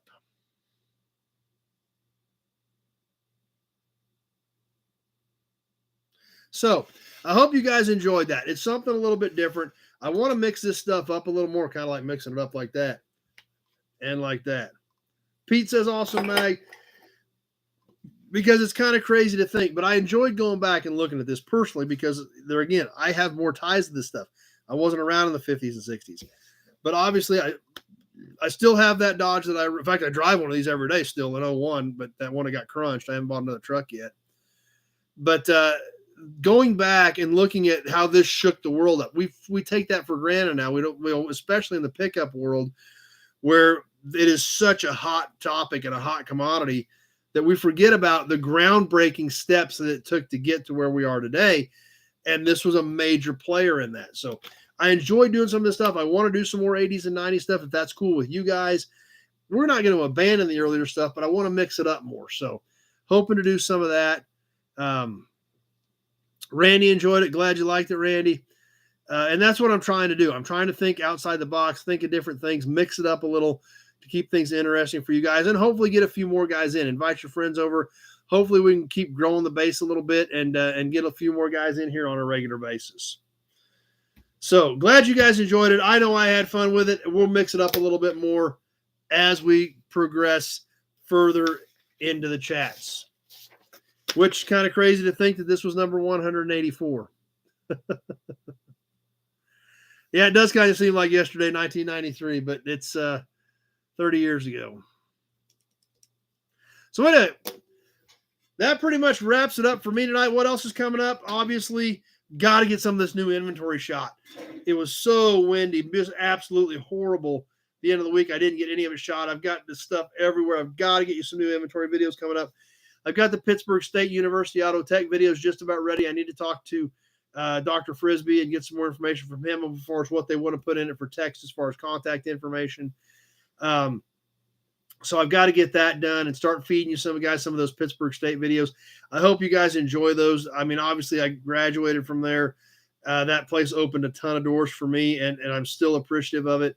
And, you know, those tech programs at Pitt State, all of them, auto tech, woods, plastics, manufacturing management, construction management, all those programs have instructors that are second to none, that care about their students more than any place I've ever seen. So, yep, 16 more to 200 is if we make it that long, as crazy as that sounds. So definitely want to share some of that Pittsburgh State stuff with you. I hope you guys enjoy it, and let me know what you think.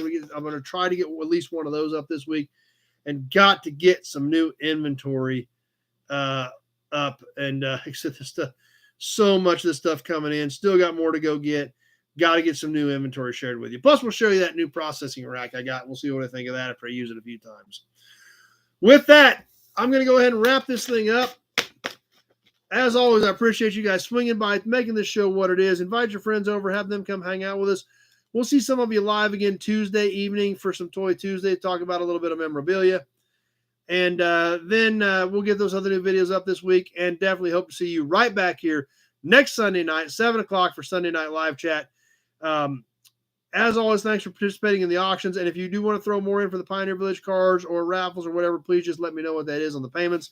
Remember, all three of those valve covers going to the winner this month, and then a Ford and a Chevy for the second and third place winners. Second place gets their choice between a Ford or a Chevy. Third place gets the other valve cover. It's going to be an amazing raffle, and it's cool stuff. So I hope you guys are excited about that as well. With that, I'm going to tell everybody good night. Have a great week, everybody. And we hope to see you right back here next Sunday night, 7 o'clock, for more Sunday Night Live Chat. Thanks for watching, everybody.